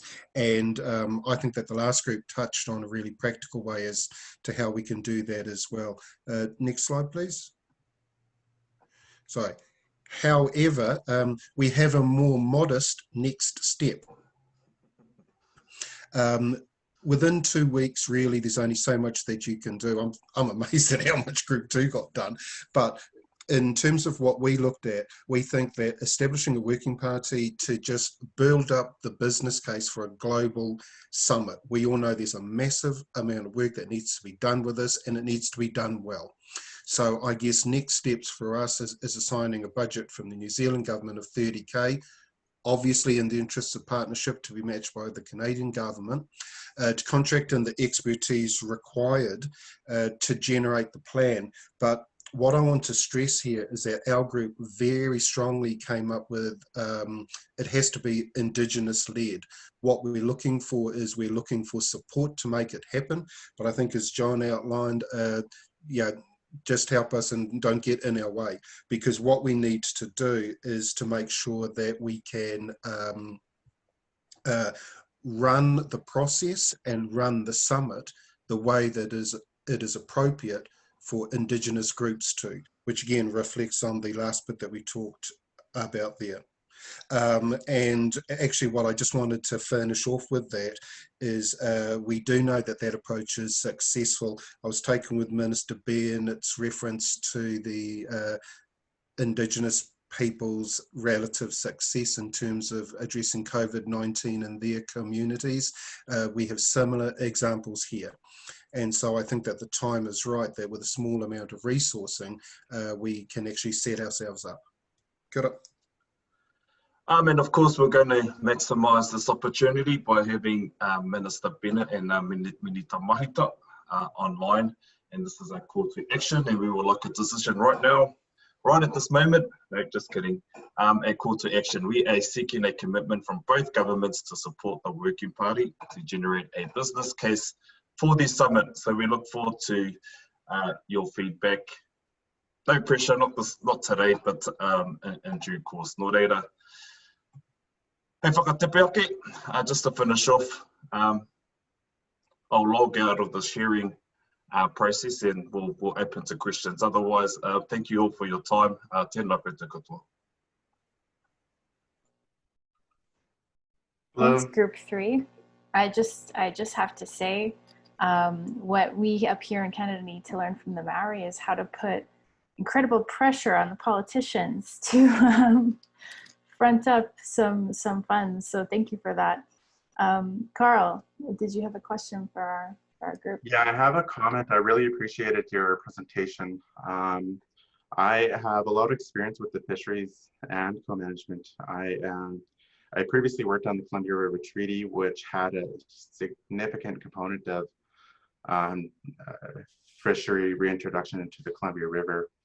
I'm actively negotiating a shared decision-making chapter, what we call joint authority over our territory, and a fisheries chapter at the same time with both British Columbia and Canada. And what we find is that British Columbia is willing to come to the table on joint authority over our territory, which in many ways means co-management. And part of that is because they have the UNDRIP legislation here in Canada. But Canada, on the other hand, has said, no, we cannot come to the table. We will not come to the table on that because we don't have legislation. We don't know what our legislation is going to say, so we're not going to come to the table.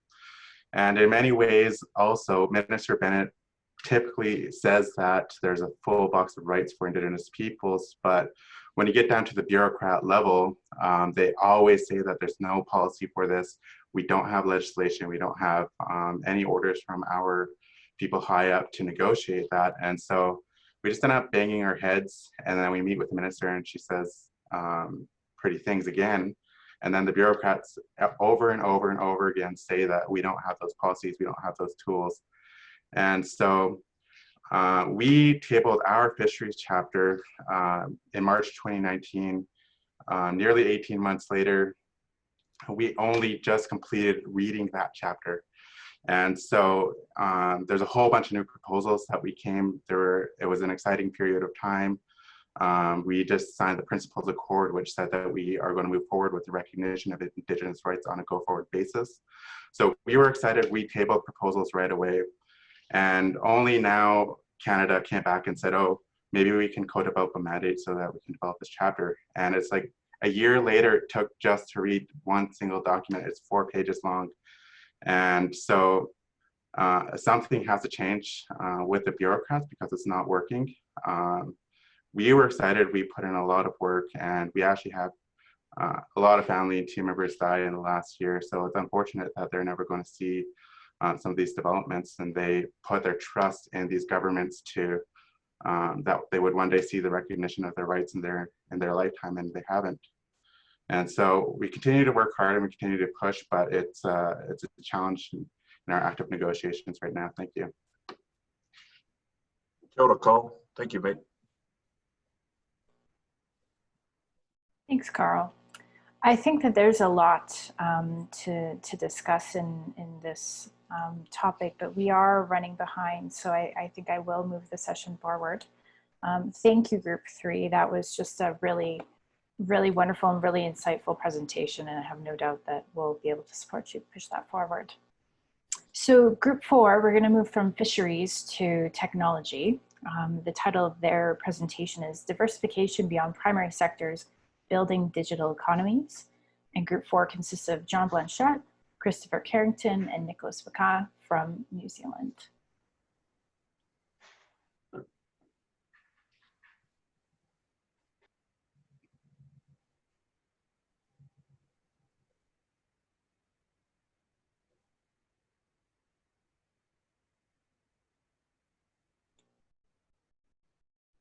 You may have to unmute yourself.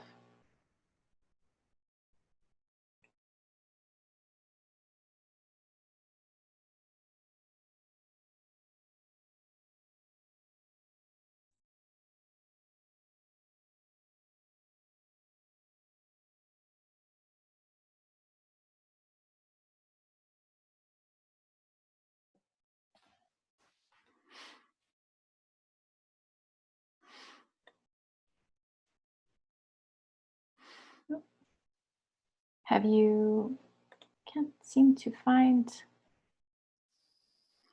John, do you want to start?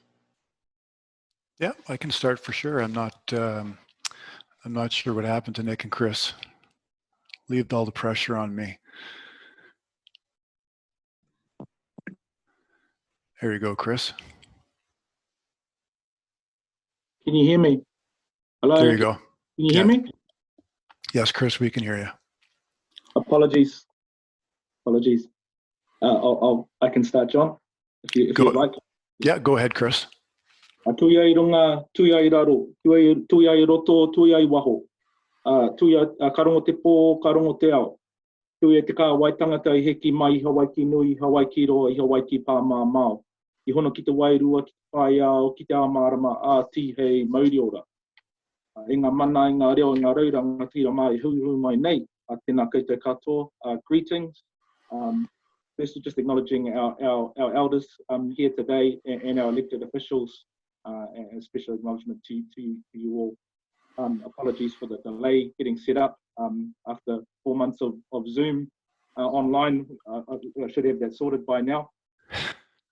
But what would a group call be without some unmuting difficulties? So the name of our topic and our theme is Diversification beyond primary sectors, building digital economies. Given that we are quite a small group, I'll hand over to our team to introduce themselves. Firstly, just to our Matua John in Canada. If you'd like to introduce yourself. Hi, thanks, Chris. John Blanchette, proud Algonquin Nation member from the unceded territory located in the Ottawa Valley. To you, Nick. Tēnā tātai, no waikato, no te taitoke rea noa hoki a hai, ko Nicholas Marker tō kingoa. Kia ora, ko Chris Carrington, e uri no te whakatohia. I'm a descendant of the Whakatohia people from Opotiki in the Eastern Bay of Plenty, but currently living in Auckland. So thank you. I just felt it was appropriate to open our group's presentation with that Karakia, which echoes the beautiful sentiment and words of the Karakia offered by Dr. Kenneth, and talks about the weaving together of peoples, both in spirit and in purpose, and moving from a state of potential to a state of realization. And we felt that was quite appropriate for our whakaaro, for our theme that we're looking at within this project.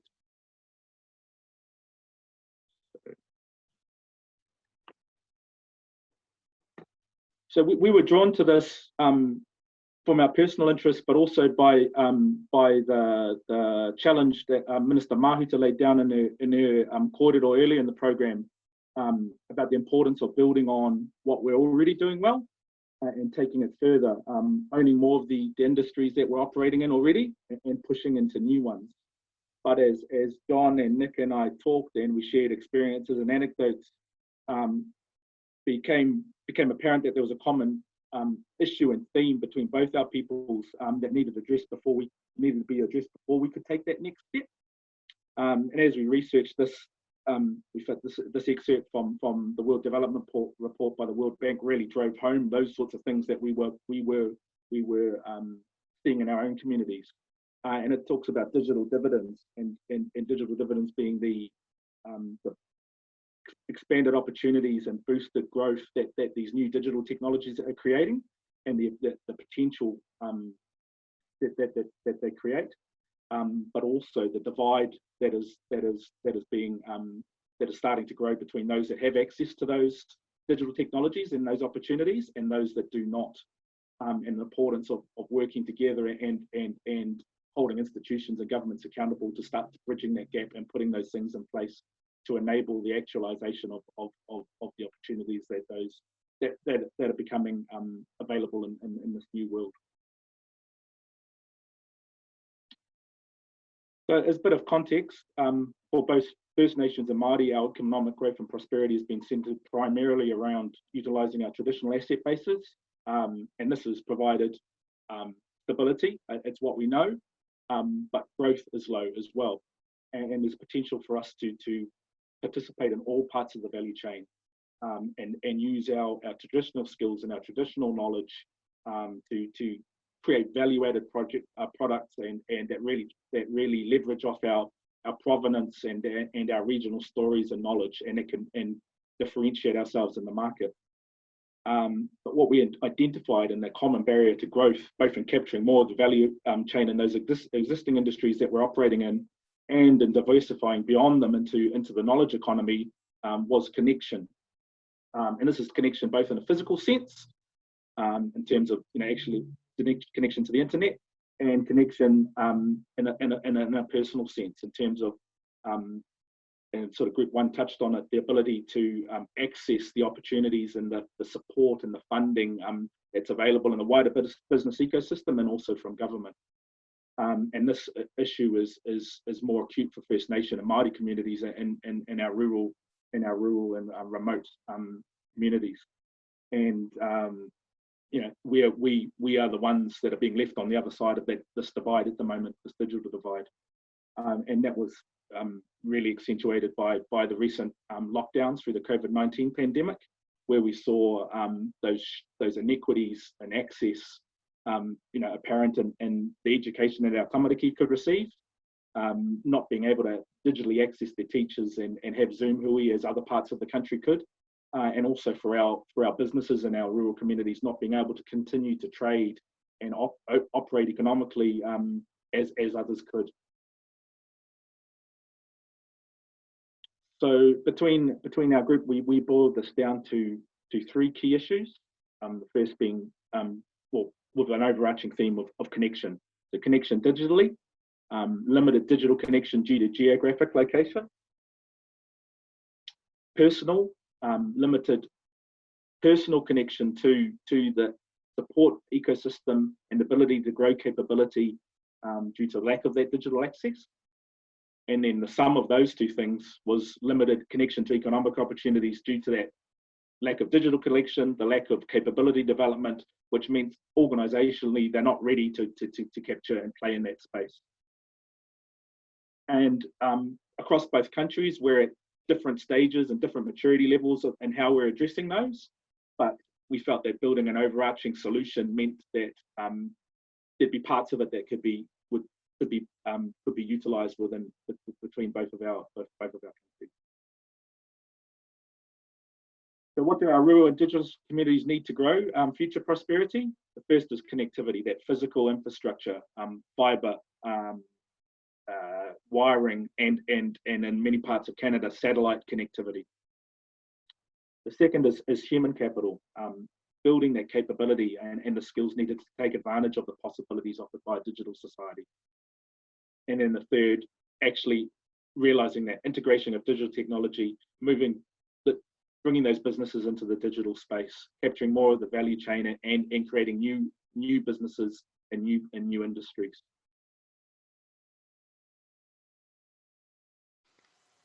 Thanks, Chris. I think it's safe to say that the 5010 internet speed has become the gold standard for internet speed to conduct a digital economy or digital business or to stay connected. And right now, there's a third of First Nations Indigenous communities in Canada do not have this access. Next slide. Just to break it down a little bit further, and this is just a quick snapshot of some of the areas that we discovered. So the Yukon, let's say we have 29% do not have access to 50 megabytes per second download speed. Into the territories, up to 38%, and up into Nunavut, up to 60%. And just to make this all relative, you could look at anywhere from 30 to 60% of remote Indigenous communities could not get on this call today. So that's a hard pill to swallow, but it shows where we're at right now. So obviously, the more remote communities, the less access they have, and obviously to run fiber optics into those communities, biggest barrier is cost, or just the physical aspect of having it done is not possible. So we're left with satellite internet going into those remote communities as our only option. Go ahead, Chris. So what we've come up with, our proposal was to construct or have designed a modularized, standardized, robust training and business hub that nations could utilize. And this, we went to Canadian modular home designer, modular building designer, and they offered their services for free and helped create this concept for us with a floor plan and cost. And this was the most cost-effective and most realistic option to set up a hub within remote communities, and not only remote communities, but even in rural communities as well. It's a standalone modular building constructed off-site. Everything that is required to have this business hub set up is done prior to installation. It's robust enough that it requires a minimal site preparation. Cost of services will vary upon what community it's set up and what access they have to certain services. To service this as far as the internet goes, we've reached out to satellite internet providers to give us an idea of what access would look like.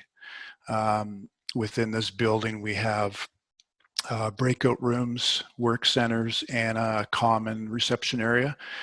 The whole facility would be ran by a business administrator that would basically act as a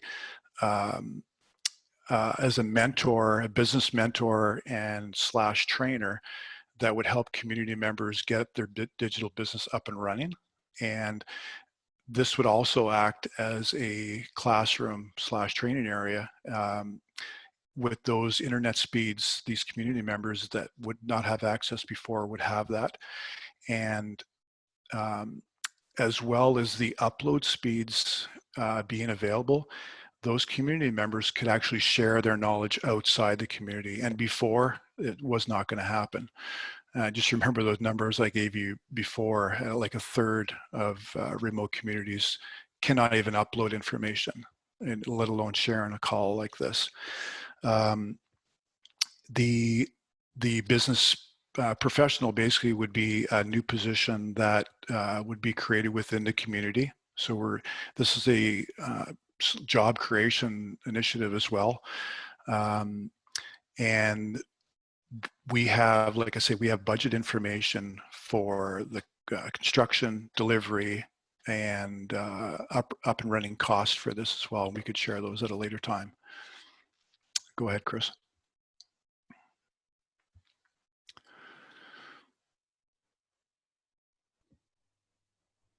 What we can understand is that New Zealand have been a little bit progressive in this part in terms of getting access through to rural communities, but there are lots of lessons that we can provide to our relations over in Canada. One of them has been one of the funds with the Provincial Growth Fund and the current rollout of the Regional Digital Hub, as well as our marae digital rollout, so that there's access through to those rural communities, so that we can get online and participate in the economy. So we see this as a really good opportunity to be able to share our learnings from what we know that works, and perhaps how it could be applied in another kind of context. So that would be what we're talking about in terms of leveraging the solutions between both countries. For most Māori communities, it's closer to 30% who are excluded, despite having a high proportion of young Māori taking up technology and participating in technology itself. So we know there needs to be more concentrated effort in terms of getting deeper into the rural communities across New Zealand. So specifically for Aotearoa, and Chris, I might get you to jump in a little bit on this one, is around the Rural Digital Hub Initiative, and with the marae broadband rollout, we can see how we can connect rural and remote communities together to participate in the business ecosystem. Yeah, that's right. And so this is at its early stages. I think there's 5 that have been rolled out now, and this addresses that first stage of the problem of connection.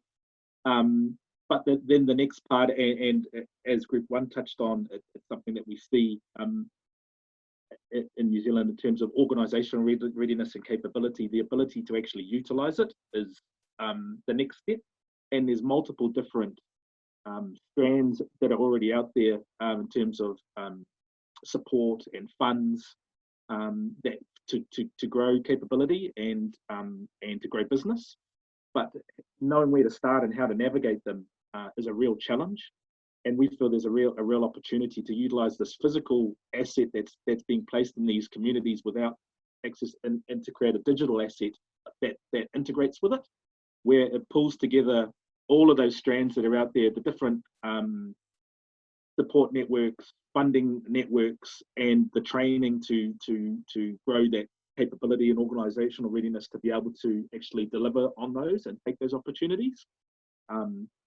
So yeah, creating a standardised digital platform that goes along with the actual physical hardware that connects the community.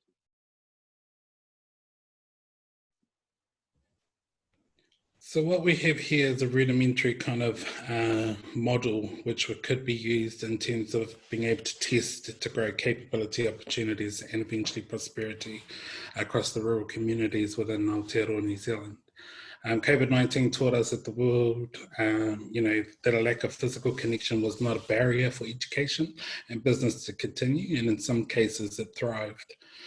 So building on the innovation around the digital platforms being used to connect, particularly initiatives like Manaki.io, which enabled Indigenous businesses being impacted by the shutdown to connect with subject matter experts that could either help them directly or connect them with a service or fund.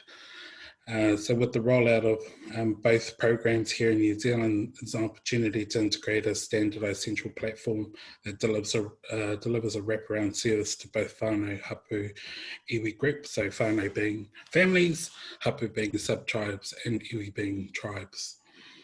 And so these groups and organisations at all stages of maturity where needs assessments can be conducted online and connections made to the appropriate organisations and services for each stage of their business journey, and possibly looking at facilitated through iwi so that there's less barriers to access information, data and funding.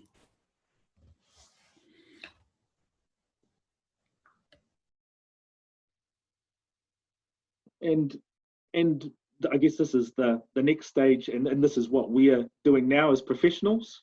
But I guess the dream and the potential is that as you make the physical connections for all of our Indigenous communities, and then the skills and capability support to enable them to grow, there'll be an expanded sharing of being able between Indigenous peoples, between our countries and other Indigenous communities around the world, where we really take the rich knowledge that we each have and work together to build to build opportunities globally between our communities, where this isn't just something that's limited to professionals. It's available to all of our people and all of our communities.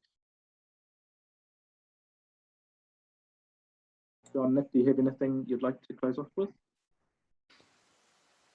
No, I think that summarizes it great. And in the interest of time, I'll spare Raylene the time. Does anybody have any further questions on this?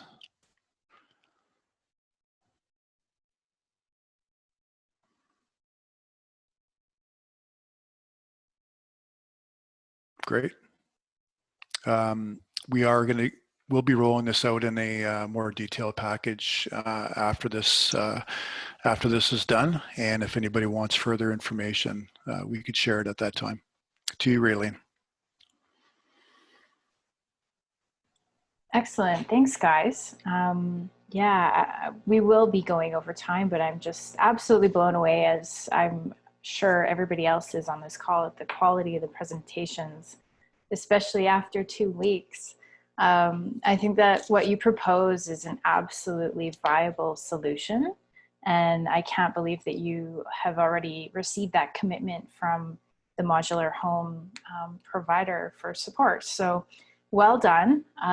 We will support you to drive this forward because it's absolutely needed and it's an objective for both nations. So thank you for that.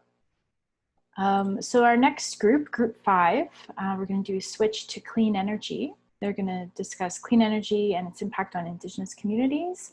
And group 5 consists of Kevin Aylward, Jessica Vandenberg, and Eugene Berryman-Camp decided that he was a glutton for punishment, so he joined 2 groups, not just one. So take it away, guys. Thank you, Raylene. Thank you very much. It's Kevin here.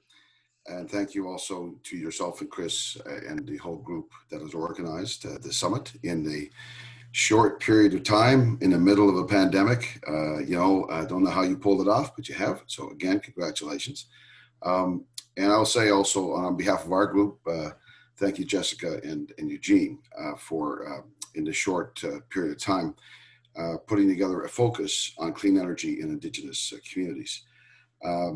And also I want to welcome Minister Carolyn Bennett and also Minister Mahuta with New Zealand, and also the elders and chiefs that are here, and also all the people who participated, plus the new people we have today. So we appreciate you here. We'll go right into the next slide if I can. Jessica's manning the slides here. I'm personally the slides today, so here we go. And our intent is, you know, to identify how clean energy, especially with the green recovery that's going to, the recovery that's going to have to occur, the economic recovery that's going to have to occur around the globe.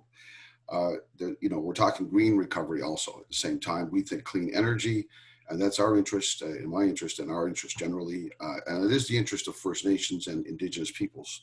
And so we see an opportunity, and when we got into discussion between New Zealand, the interests of New Zealand and Canada, we found some commonalities that we could work on together. And again, with the aims of carbon neutrality heading towards 2050, there's some very positive crossovers there. And I'll just speak to the Canadian side for a couple of minutes, and then Eugene will speak to the New Zealand side, and then we have a summary recommendation. When we look at Canada, if we can go to the next slide, we just, you know, a map speaks to a lot of it. In Canada, Indigenous peoples have been able to find their way into, you know, energy ownership, energy equity, wind energy participation, but in an ad hoc fashion, in an ad hoc manner. In some provinces, we have in Canada, some energy policies allow for or will provide for an opportunity for First Nations Indigenous peoples to actually have a set aside of the power of the clean energy to be designated to go to owned Indigenous corporations. In some other provinces, that's not the case. It's an ad hoc policy platform across Canada. And we see an opportunity here to bring that together in a focus, get it more focused. And our recommendation will be to have a summit on clean energy, Indigenous clean energy between New Zealand and Canada. But we also believe that we think it should go global because we think it needs a focus. The more the focus, the better. Global capital in the world, you know, they have their summits. They formed their partnerships, you know, these capital groups, these capital houses, these big utilities, they're all organized. Well, Indigenous groups and Indigenous business corporations that have formed, we need to have and ensure that we are able to, you know, be a partner, a legitimate partner in these developments that have occurred, but are also going to come. And with the green recovery that's being pushed around the globe, I think there's a lot of power in formation in a focused way with Indigenous partnerships and collaboration internationally. And so that is the high level look that we've taken in the last 2 weeks on this. And I think, you know, the other part of it is that if you look at Canada, again, you know, we have transmission systems going across traditional lands, owned lands, treaty lands. Some of it never even not a benefit going to a First Nation or Indigenous group or groups of persons or peoples, and yet, you know, utilities, multi-billion-dollar utilities and their shareholders are benefiting. So the point being is that there are some policy mechanisms that I think have been put in place in Canada, and one of them is the Canadian Infrastructure Fund, which can also help, and that's one of the mechanisms. So I'm going to ask Eugene, I could keep going, I'm going to ask Eugene to talk about the New Zealand side. Eugene. Yes, Kevin, thank you for that. And apologies for a relatively busy slide, but I couldn't quite master how to screenshot these websites that well. But look, what I wanted to do was just share a couple of examples of where I think in Aotearoa iwi involvement in partnership and energy has gone really well. So just on the left-hand side of the screen, as you face it, you'll see there is Welcome to 2 Aroha Trust. And all I've done there is I've just pulled up the tab on their geothermal power station. Now, to give you a wee bit of background, this trust is based in Mokai, a remote rural community in central North Island. But a number of years ago, the members of that trust really extended themselves and pushed the banking system to be able to get the equity required to co-invest in a geothermal power plant. So that's how they first got themselves into this space. But the thing that I love with the 2 Aroha example is they're running their own circular economy there. So basically they co-own a geothermal power station along with a large power company. They derive an income from that. Then once the heat from the geothermal station has been used to for power, that heat then goes to the Miriraka milk drying plant, which is a Maori-owned milk company that prepares and dries milk for export. Then once that heat has then dropped down in temperature again, it goes to the hydroponic greenhouses, and you can see that's the background of the picture there, where they grow tomatoes and capsicums for the export market. Then the geothermal fluid is returned back into the field.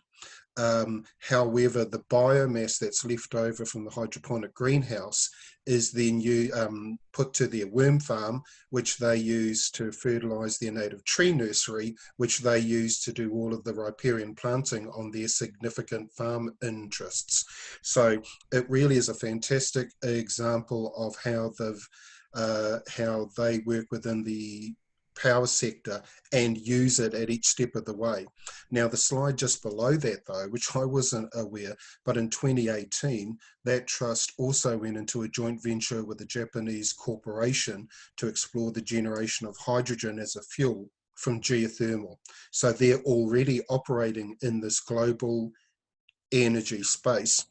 And for those of you who know Mokai, I know in Canada you got some remote places.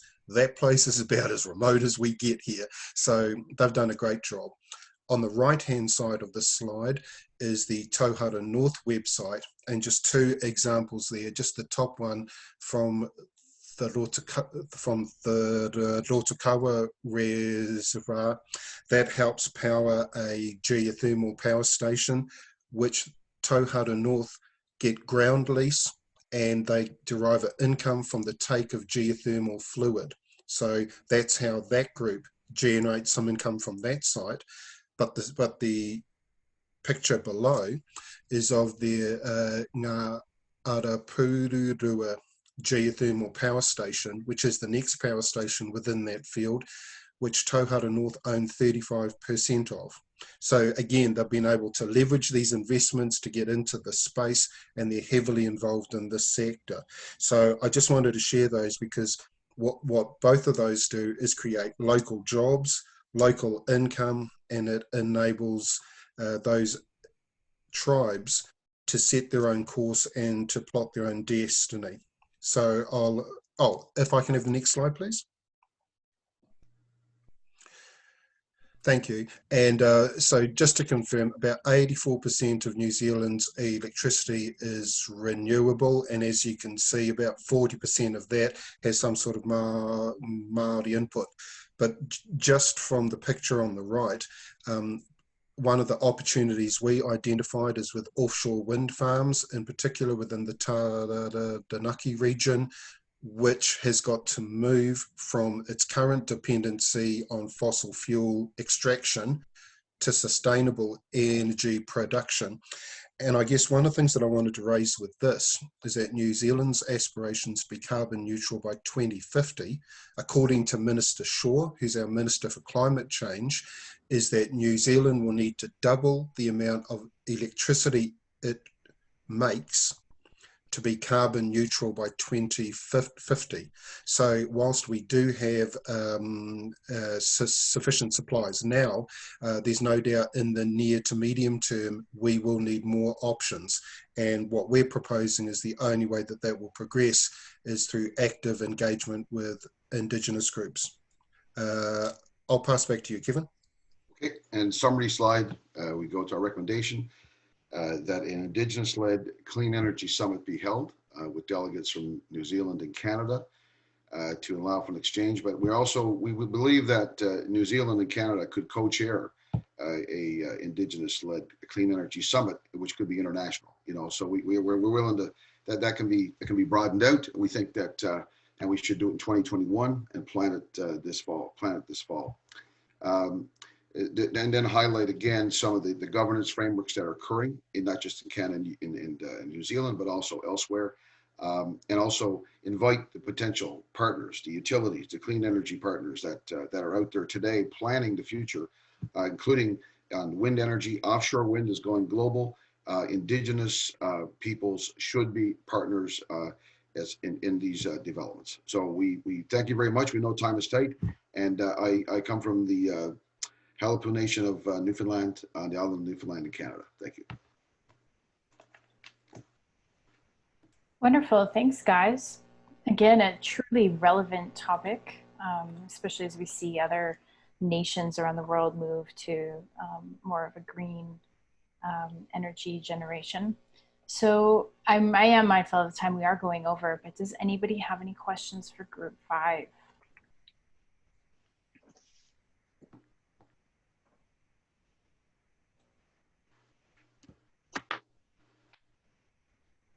We have one from Paul. Go ahead, Paul. Hari Dedeza Tekes Daicho Polisert Sadni Snachalia Injan Lakwangan Keo Tabeo Sinin Dada Andin Zin Jan Huloch Sibayatistak, just raising my hands in honor and respect to all of our brothers and sisters, relatives on the call. I'm joining you here from Lakwangan, speaking People's Territory, lands of the Songhees and Esquimalt nations in what's otherwise known as Victoria, British Columbia. I'm a managing partner with Raven Indigenous Capital Partners. So we are Canada's first Indigenous-owned financial intermediary. And we have raised an Indigenous impact fund and are deploying our resources with Indigenous-owned social purpose businesses. Just really appreciating all the work that's been done and the recommendations that have come forward. And just in regards to the recommendations to the governments of Canada and New Zealand and the need for sort of the enabling public funding to be able to implement what I think are really timely and spot on recommendations. I just wanted to encourage you to consider including a recommendation regarding the need to increase access to private capital, to investment capital. And certainly here in Canada, Indigenous entrepreneurs have consistently identified a lack of access to capital as a primary barrier to growth. And you know, there are significant growth opportunities for Indigenous-owned businesses along the full continuum and supply chain for each of the areas of study and the recommendations that have come forward from the 5 working groups. And so, you know, we'll need that investment capital as an accelerant to make sure that Indigenous SMEs are able to grow and take full advantage of the opportunities that I expect will flow from this collaboration. And certainly where possible, you know, we're finding that there's a critical shortage of access to patient and flexible capital and equity-like investments that don't necessarily need to be collateralized, particularly for a lot of our entrepreneurs who are not finding you know, eligibility in the context of traditional financing. So you know, equity-like investments and of course our nirvana and what continues to be a little bit of a you know, a snuffleupagus, I guess, is Indigenous driven equity investments or investments coming from Indigenous owned fund managers and or Indigenous trusts. So I was excited to hear that there's some of that investment circular economy that's starting to materialize. But yeah, just a recommendation as we're going through this process, you're going through this process to think about the importance of investment capital to be able to enable some of the growth opportunities that will undoubtedly show up for Indigenous businesses all the way along the continuum for the recommendations you're bringing forward. And thanks again for your incredible work. Super exciting.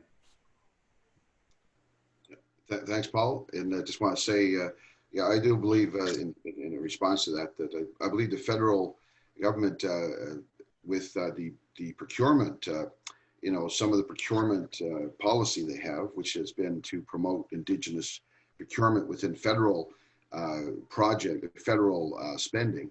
I think there's even further, there's more steps that could be taken positively with the provinces here to move it more towards the energy side. So just to Minister Bennett, I think there's a very strategic further policy recommendations that can come forward that are productive and real towards all this, in Canada in particular, for sure, and probably New Zealand, I'm sure. Thanks, Paul, very much. Thanks, everybody. Again, another very deep topic that deserves a lot more airspace than just 10 minutes. So thank you all. We're going to move to our last group. I appreciate everybody staying on past the hour. So group 6, their title is The Rise of Indigenous Enterprise, and it consists of 3 group members, Carl Archie, Marino Tahi, and Carl Wixon. Marino, unfortunately, is unwell today, so he won't be joining us, but welcome to the floor, guys.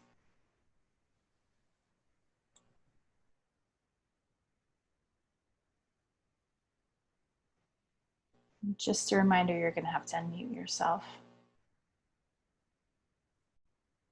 Kia ora, can you see the presentation screen?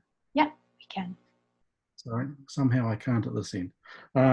Tanzi, bonjour. E nā iwi nā mana e nā reo e rauranga tērā mā tēnei te mihi atu ki a koutou. So very pleased to be able to share our presentation with you today. Yes, as you've seen, we're a relatively lean group of 3. I don't know if we're individually lean, but we're a lean group. And yeah, Marino does forward his apologies for not being able to attend today. He's laid up in bed unwell. I will introduce myself briefly. So I'm one of the 2 Carls of this Māori and Canada partnership. My twin Canadian Carl will introduce himself as we go through this presentation as well. But firstly, I'd like to acknowledge all the work of the organisers and conveners of INDIGI-X, as well as our elders for their guidance and clearing the space and the way for our subject matters and our conversations and collaboration, and also to our visitors today, our ministers and everyone else who's joined us today. I extend greetings to you. Just brief context, my attraction to this kaupapa, this agenda, is born out of having had the privilege of the last few years of experience of working up in northern Manitoba on enterprise and economic development initiatives up there. So I just want to give a wee bit of a shout out in particular to my friends of the Opaskwayak Cree Nation, who I've been working very closely with for a number of years, particularly Elder Stan Wilson up there and his son Jamie, who was the Treaty Relations Commissioner, and then he was a Deputy Minister, Growth, Enterprise and Trade, and then into Education, and now he's the VP at the Arctic Gateway Group. And Onikanu Christian Sinclair, Chief Christian Sinclair of the Opaskwayak Cree Nation, and all the other nations I had the privilege and opportunity to meet and work with up there, and particularly in the Situwasik and Nelson House, amongst many others, Pegasus and so on. So, so I've had, I guess, the privilege to be involved in enterprise and economic development, and Indigenous economic development in both of our countries. And I'm enjoying listening to the conversations and presentations today, because nothing that has been touched on, I haven't had the opportunity to discuss in my mahi and my work up in Manitoba as well. And it manifests itself in, there's a report and action plan called Look North for Northern Manitoba. And if you looked at that, you would see all of these agenda in there, everything from fisheries to remote digital access, to micro enterprise on reserve, and the constraints on that. I heard that earlier feedback with regard to grassroots level development. Hopefully our presentation will also touch a little bit on that. I'm mindful of our shared colonial story. It's kind of like we occupy parallel colonial stories, but I'd also acknowledge that in Canada, the severity of that process and the longevity of its impact is worse than our experience. So I want to acknowledge that shared story. We have a lot in common, and a lot to share and learn from each other. So as we go through this presentation today, this conversation arose out of the composite of us coming together with financial interests, with STEAM, as in science, technology, engineering, arts and mathematics interest, creative interest, and digital interest. One of the early members who had to leave our group came in with an e-commerce and digital focus. So we've had quite a wide range of inputs into this kaupapa around Indigenous enterprise. So, so I guess just our why, we collectively have this fundamental belief that enterprise is the foundation. So to that point about grassroots, it starts there. It's the wide base on which we build our Indigenous economies. And we see it as a path for Indigenous self-determination, to be the owners and designers of our own destinies and futures and communities and opportunities. Enterprise provides that opportunity. So our objective, I guess, within that is around then the conversation pivoted around how do we create leaps in enterprise through the enterprise system. So within that conversation and our conversation about the nature of Indigenous enterprise in both nations, we identified a few things that really became focal points for our conversation. So one was around the need for an effective Indigenous enterprise support ecosystem, particularly at that grassroots youth enterprise mindset startup at that level, through to how do we escalate through that system out to export. The second part of our conversation, I guess, is this is an Indigenous kaupapa. This is about Indigenous enterprise, and we talked about what that is and how it's different from everything else. And I guess the simplistic interpretation of that is that it is grounded in Indigenous values, knowledge, and connection with place and worldview, and within that a very long-term worldview, an intergenerational one. So that's a second part of our focus, is on actually how we enrich and foster that nature of business within our businesses, within our enterprise. The third point there on the what is I guess is about this increasing appetite, need and value out of a very holistic approach that brings all these multi-dimensions together.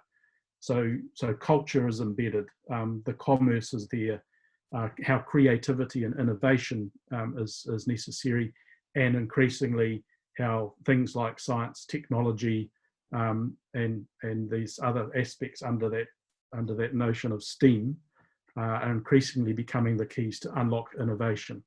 So we're seeing in the modern context the power of this system of these things coming together.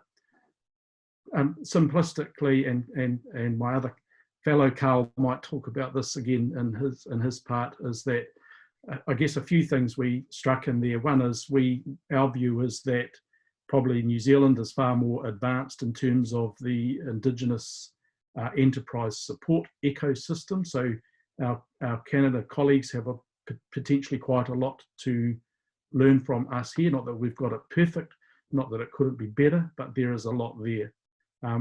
The experience we're hearing is that that's a lot thinner in Canada. The second part, though, I guess the balancing to that is we also believe that Māori have a lot to learn, particularly from larger scale Indigenous enterprise in Canada, some of it at a scale we don't really see within our tribal economies and things here in New Zealand. The third thing, I guess, is the value in sharing those Indigenous ways of enterprise. So we had conversations, for instance, around multiple bottom line reporting, that we're not just talking about commerce.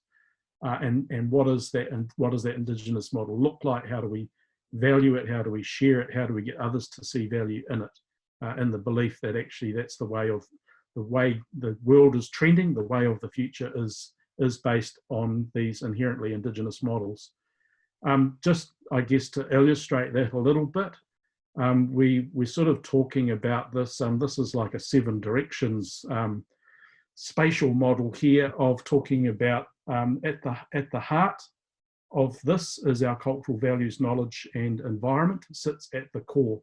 So that's the inalienable bit of our enterprise focus.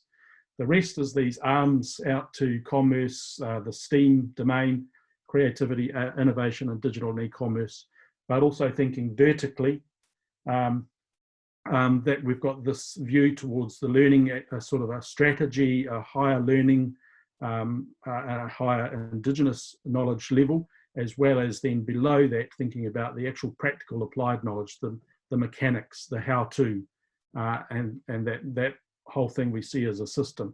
I use that idea of 7 directions because the seven's kind of one of the magic numbers in this. When we think about the 7 sacred teachings for First Nations, and we think about I have a 7 directions Karakia on my desk in front of me from Matua Hare Williams. That is the same spatial sense of directions locating ourselves within it. And similarly, I think we share a view around the idea of 7 generations planning, our grandchildren's grandchildren's grandchildren. So the sort of this model of 7 seems to have come to fruition in how we're framing some of that thinking about an Indigenous model. So I guess this is important because we're keen to see this as part of our exploration around how we are developing these modern but anchored in tradition enterprise models. I'll pass the speaking stick over to my fellow Carl. All right, thank you, Carl. White Carl Archie and Squawks, Dutch Gaskan the Aquan. Latin Boopsman as weeks na alien. My name is Carl Archie. I'm from the Squamish Nation here in British Columbia. I'm glad to see everybody and see all the work that you guys did. In particular, I'm happy to see that we have a number of ministers from both of the countries, and I wanted to acknowledge you, and I also wanted to acknowledge some of our esteemed guests who are here listening, and thank you for taking the time. So we do want to facilitate some of what we call the enterprise leap, so growing the entrepreneurial spirit from the startup to the growth and scale, and then to the export phase of businesses. We think that you have to start small in order to grow big.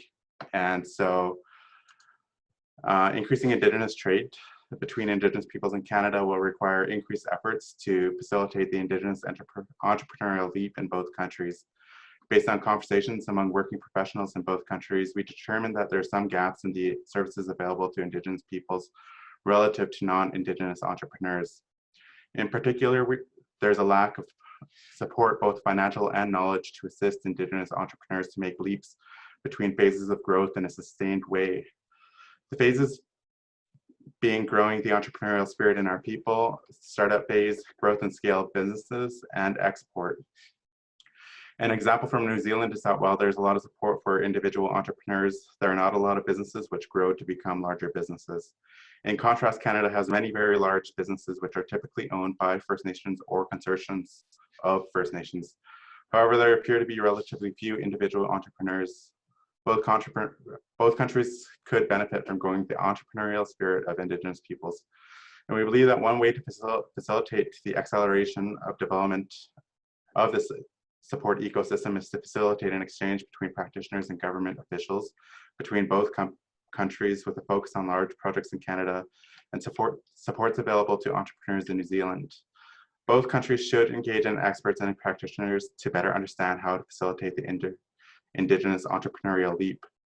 And we have a few examples if we can get to the next slide.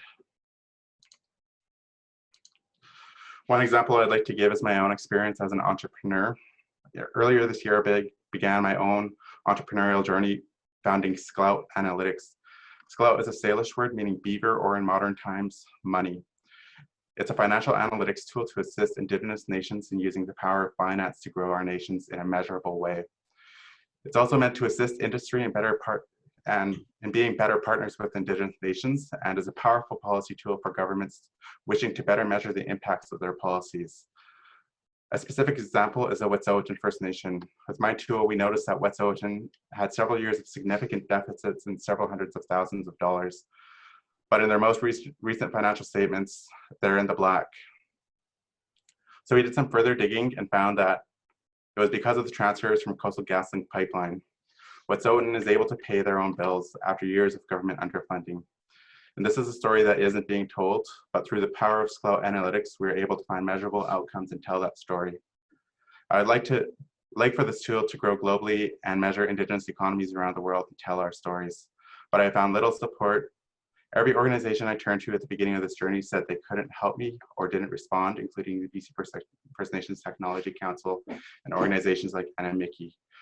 On the other hand, I've had a lot of support and guidance from non-Indigenous investors in the angel and private equity spaces who have encouraged me every step of the way to think globally. And at this point, it's difficult to see having support for my business from Indigenous organizations or government as an attempt to make the entrepreneurial leap to a global business. So I'm going to pass it back to Carl with a K for our Maori example. Thanks. Thank you, Carl with a C. So I just wanted to touch briefly on the New Zealand, the emergence of a new hemp and medicinal cannabis industry, just as I guess a live practical example.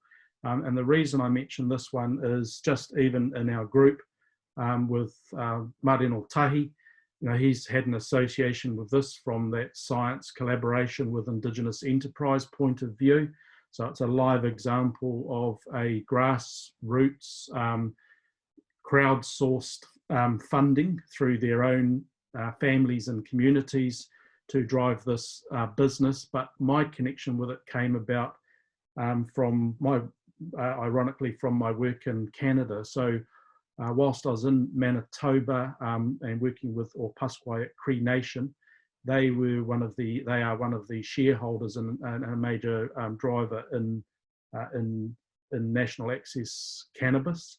I happened to be in Ottawa sitting in Senate when they were debating the bill to legalise recreational use as well, and I was there in Pasquia Cree Nation as they launched the first pot shop in their own mall, closely connected to their own health services.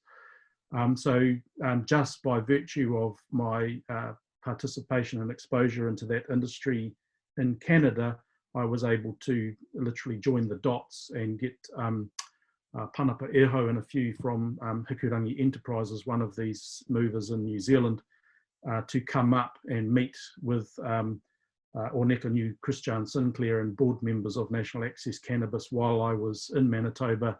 We arranged a meeting there at Winnipeg Airport. So it was just a very practical exercise of the power of exchange to give us lines of sight and visibility to what we are respectively doing and how we can support each other. And in that case, National Access Cannabis was very, very interested in Hikurangi Enterprises crowd kind of sourcing from within communities, finance model, and how they were working with science and so on.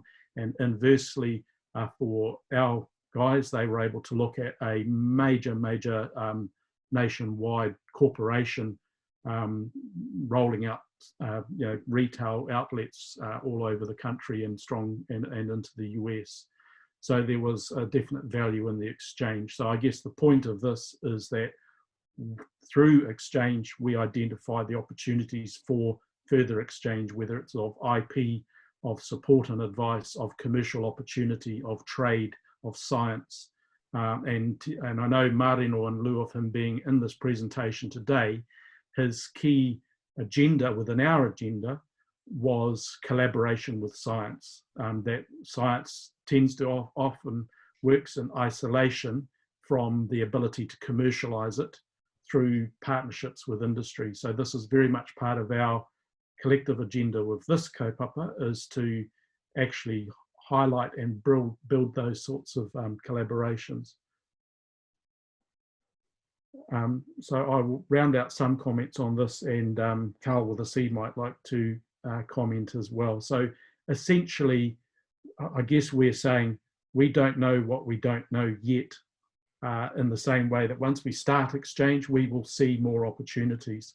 So as a first step, we are essentially advocating for that program of exchange, that when we can, we start those physical missions on the ground that gives us line of sight to these opportunities, models, ideas, IP, and so on, that we can then start to share and learn from each other on.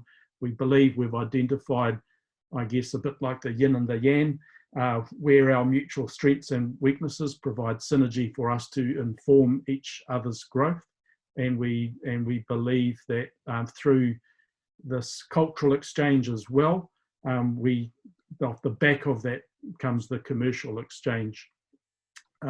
So we want that opportunity to share models, share inspiration, to be able to then promote trade of not just goods and services, but intellectual and cultural property, where we see benefit in sharing that.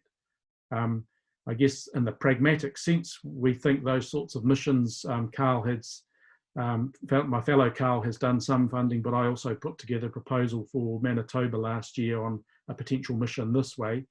And we were looking at a budget of about $15,000 per participant. And we're proposing a mixed funding model for such things, so that participants would pay a part, the government would stomp up and pay a part and be strong participants in it. So this was our other point, is we need both key government decision makers and supporters to be there with us in this Indigenous exchange, to be able to give effect to the things we design and that they hear. So I'll pass it back to other Carl for some closing comments and other thoughts.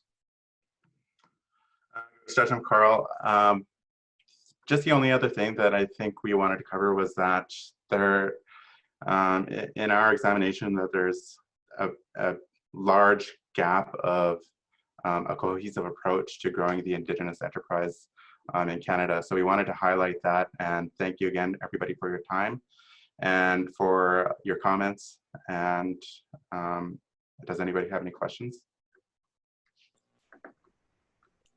Thanks, guys. Yeah, I see that Tataru White has a question.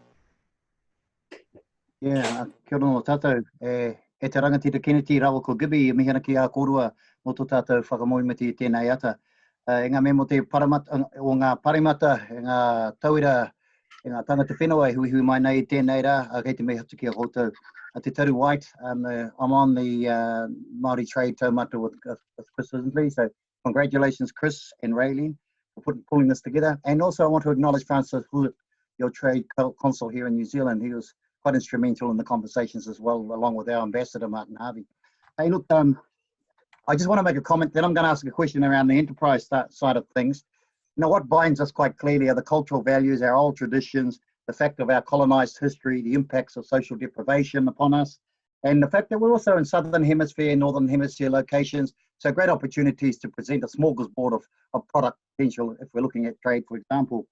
But that said, in 1995, Raylene, I headed the Māori Economic Development Unit of our ministry here, and I teamed up with Trade Enterprise colleague there, and we held a trade mission from Canada in 1996 from business people in Canada across to New Zealand. That was 20 years ago, 24 years ago.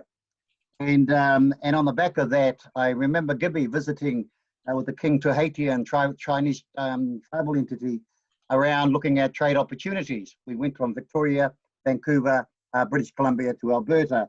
And out of that, Gibby, we signed an MOU with the Squamish Nation to do some trade business together. That hasn't really eventuated, I think, largely because it was before its time.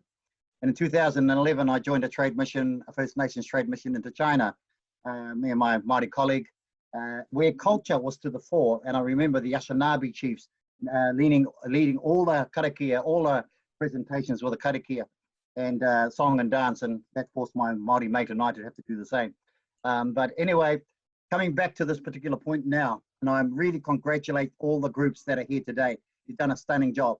The question now is, how do you galvanize this moving forward and really make it move and really make it work, and getting beyond, I guess, the talk. There's no criticism in that. It really is about now making the most of this, the talent we have on board here to make it happen.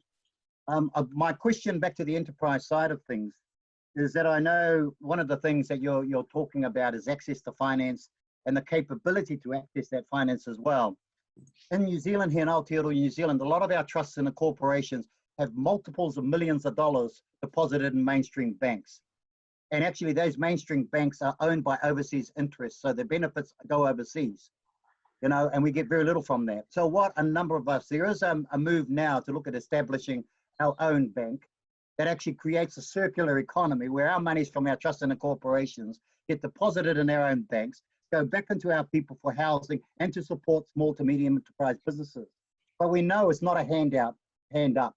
So we need to also build into that a capability program where they are financially, their financial etiquette, their financial behaviors are appropriate so that we can loan to them. And we fall that upon our own shoulders to do that. So my question really is, in Canada and other places, are there models that we can share around our own monies going into our own circumstances, enterprises, without having to stretch and rely on the government's dependency on the government and mainstream banks? I think it's fundamental for us to start standing up, be counted around developing our own banking sources, and we've got the capability to do that. So, Carl, questions for you. Yeah.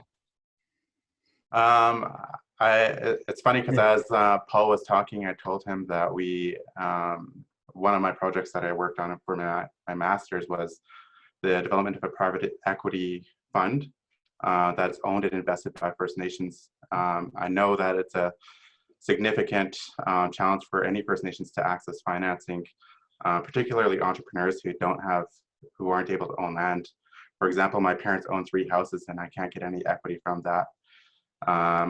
And so, whereas my First Nation banks will gladly lend to First Nations, which I think contributes to what we mentioned in our presentation, was that we have large companies and large projects in British Columbia, but they're First Nation owned and not typically owned by entrepreneurs.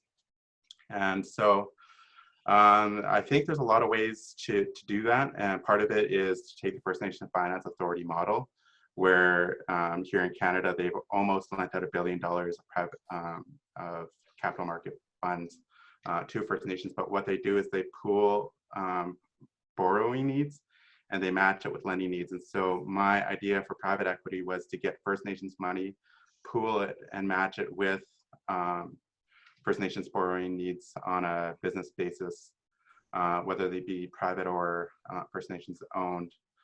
And I think leveraging that would be a great way to grow Indigenous enterprise here in Canada, and particularly to take a leap from not having to do startups where you could leverage your funds and buy existing businesses and increasing the chance of success for that business significantly. So there's a lot of gaps, but thank you for asking that question. And are there any other questions or follow-up?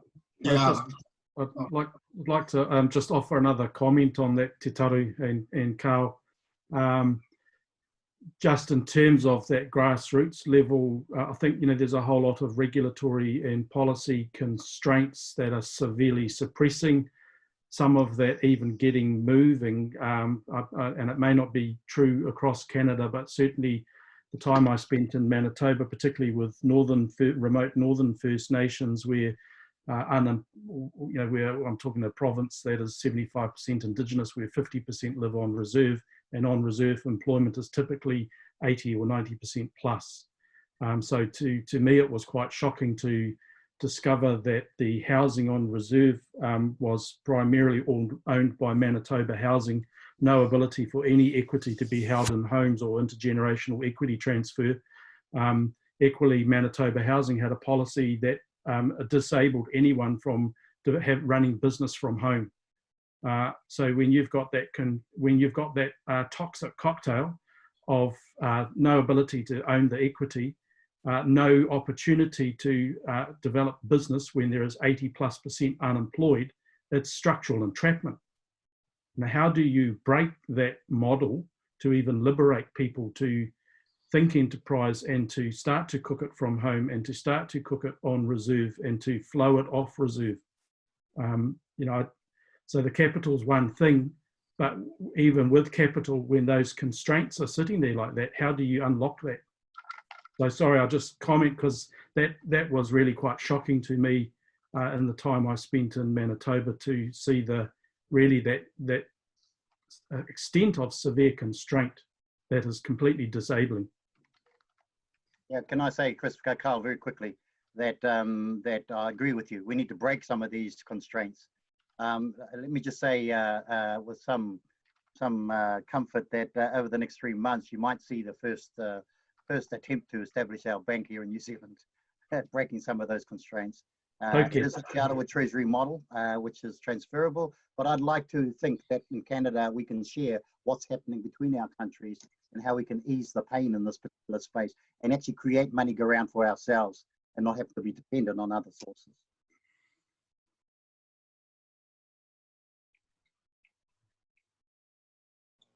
Aroha mai te arawa who are online for the surprise.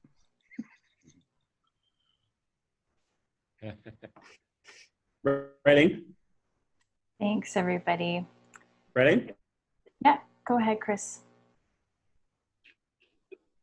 Can I just make one comment, please, and I'll reserve my summing up comments till later in terms of the broader challenge that Taru has put on the table in terms of next steps. But I would want to make a comment to the more immediate challenge that Taru has put on the table about the opportunity for co-investment between Māori and First Nations, Indigenous people.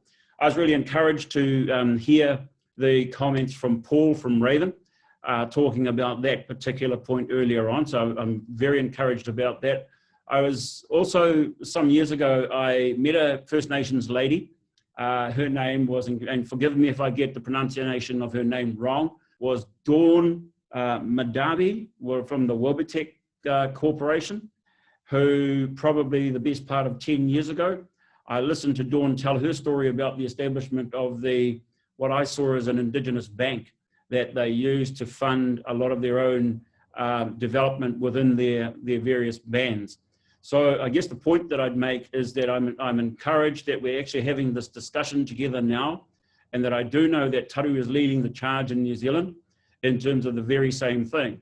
So the fact that we're actually having this discussion together, I'm really encouraged. I think it's a hugely important part of enabling the next stage, that we are thinking about how do we actually co-invest together. So I really just wanted to make those points to the challenge that Taru has raised for us all on the banking front. I'll reserve my wider comments. Thank you, Rayleigh. Thanks, Chris. Thank you, Group 6. Again, just a really meaty, relevant topic. Thank you for articulating it so well. I'd like to take a poll. Who feels like they're drinking from a fire hose right now? There is so much, so much content, so much to think about. But I think what our cohort has successfully demonstrated, what you can do with a global pandemic, with no budget, with 2 weeks, and a full-time job and a family, and just a simple call out on LinkedIn, what you can do with all of that. It's just been absolutely incredible. And I have no doubt that this, my personal commitment to all of you is that this is not going to be a one-off. This is just the first step of many. So we do have some Indigenous people, Indigenous professionals from the Amazon on the line. Nanki, did you want to say something?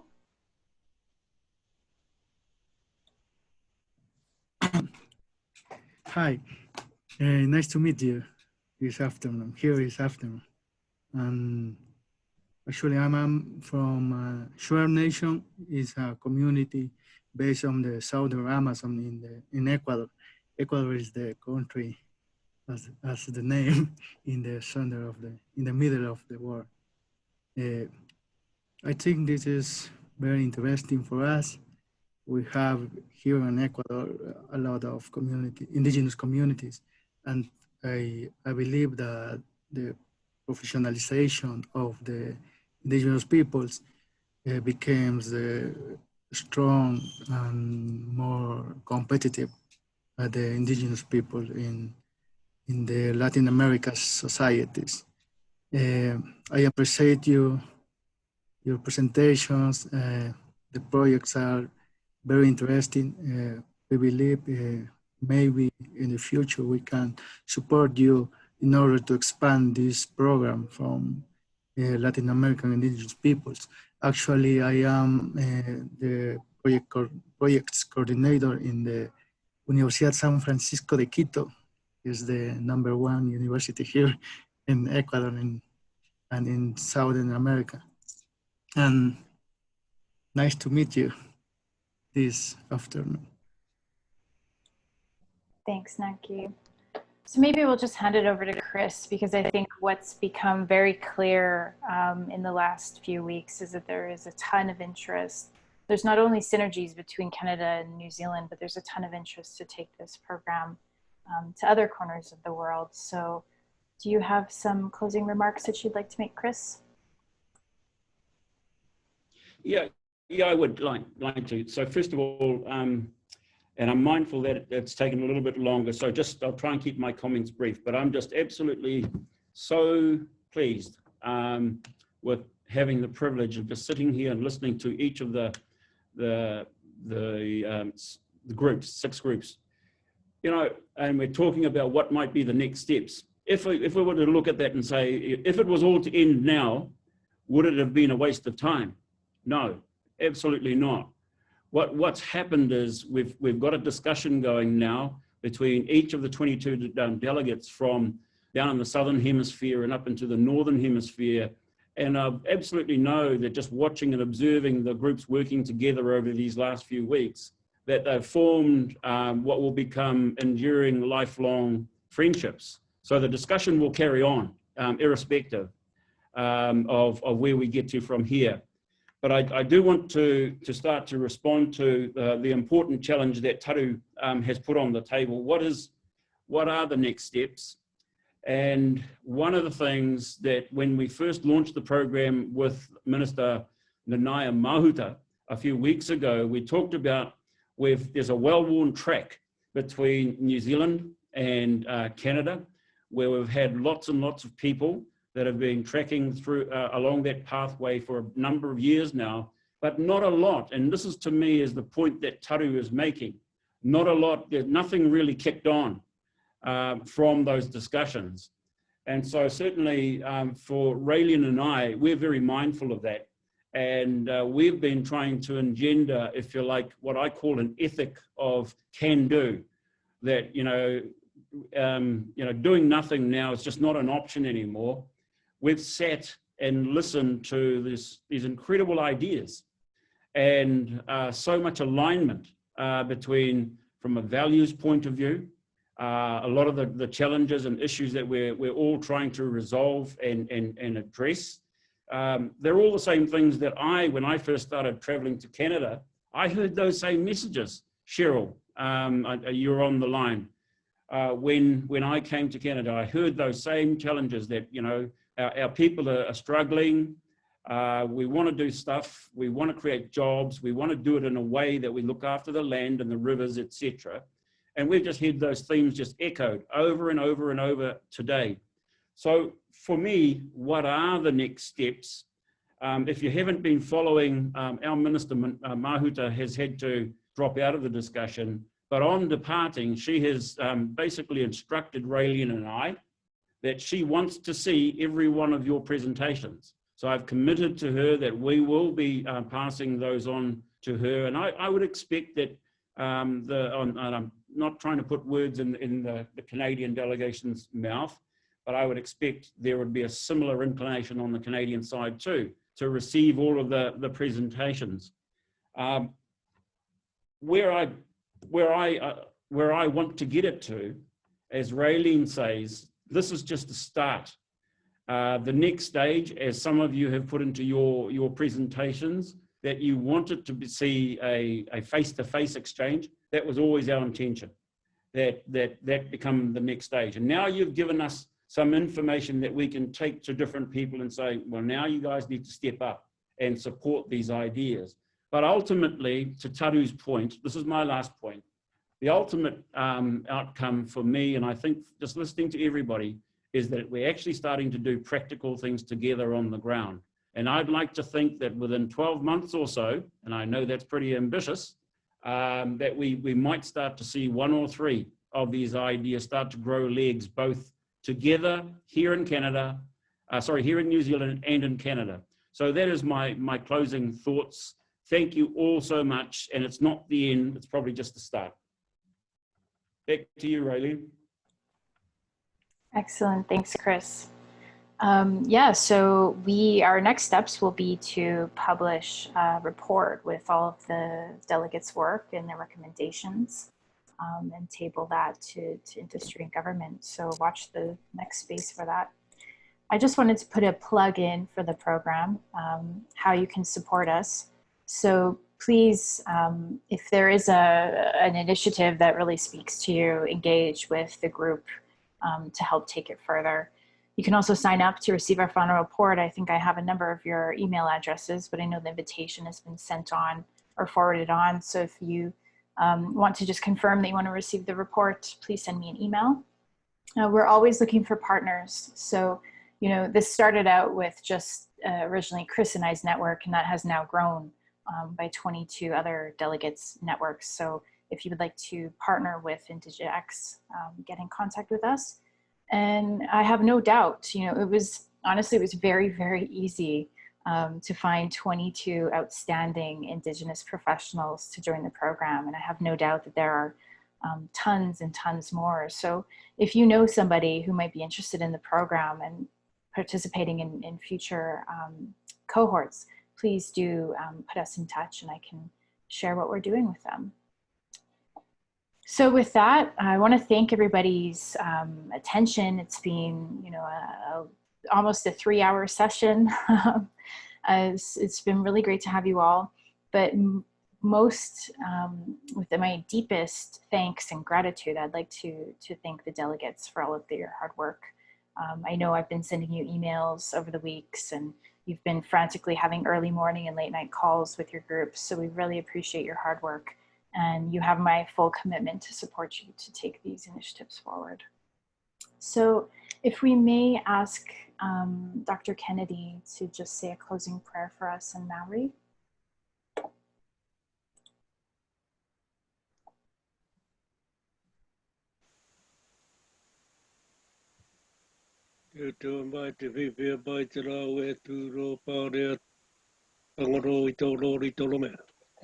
Tuki ai koe, I tātai ai koe. O I kiri o tangaro, o I tere tōka nei tere angai. O I tūtaki ki tēnei, maunaka tūtaki ki tēnei ngā.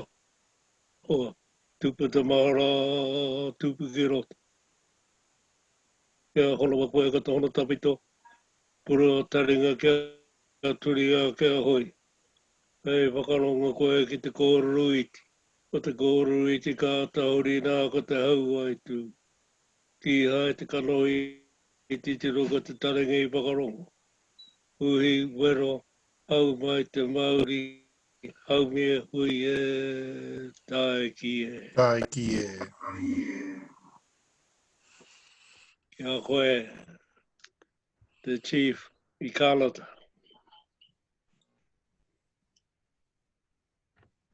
Chief Jacob.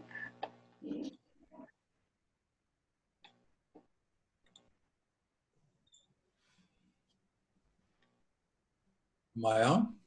Yeah. Hello? Okay. These newfangled things. Well, first of all, thank you, Raylene and Chris, for your hard work in putting this all together. Nothing goes unrewarded when there's good things that come from it, so thank you very much. I'm sure everybody who hasn't been involved are very appreciative of the outcomes of what's been done here today. I do thank Dr. Kennedy for also staying on the full length of the presentations and that. I think we're all, probably all as Indigenous peoples, we're all have been wishing for something to be happening like this. And so I just want to congratulate you all and all of the ones that put the presentations together. Thank you very much. I learned a lot today, and there's always something to learn when the interest is great, and my interest is great in this. I want to see things change for our people. I'm sure that the Dr. Kennedy and some of the other, I'm not going to say old delegates, the more aged delegates have seen the changes coming. I've seen them happening here in the province of British Columbia over the last while, and it's not been voluntary on behalf of government. It's because there's over 3,000 cases, court cases, that have gone to the Supreme Court of Canada and have changed the direction of the legislation and the rules, the procedures, the processes. And this is another step in the direction to being self-sufficient in our communities, to me. And I think that's always been the struggle, we never asked to lose our resources. We never asked to be on welfare. We never asked to be given money to run our programs, money that's gained from all of our lands and resources. So I think the more we can get back, the better. And as I mentioned earlier, to eat that elephant, you got to start one bite at a time. And I think this is another bite out of that elephant.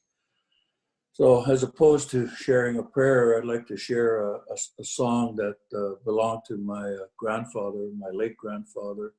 And it's the Eagle song. And for those of us from this country, the eagle is the bird that flies the highest, as in our mythology, closest to the Creator, to bring our prayers to the Creator. I'd like to share a little prayer or a song with you. Oh, oh, oh, oh,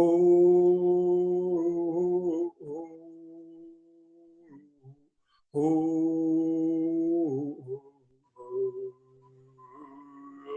oh, oh,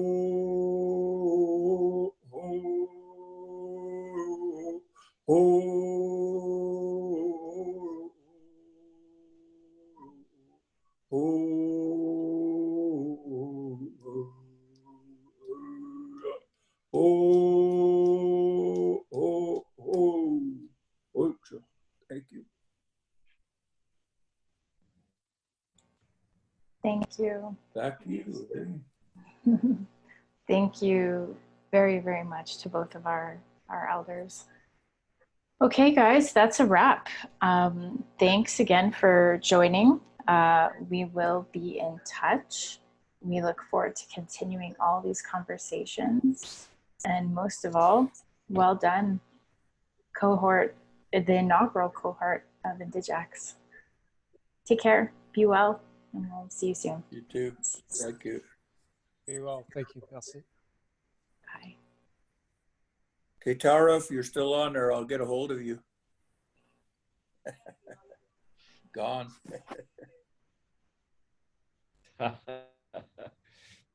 Thanks again for having me, Raylene. Thanks for joining, Paul. It was great to have you.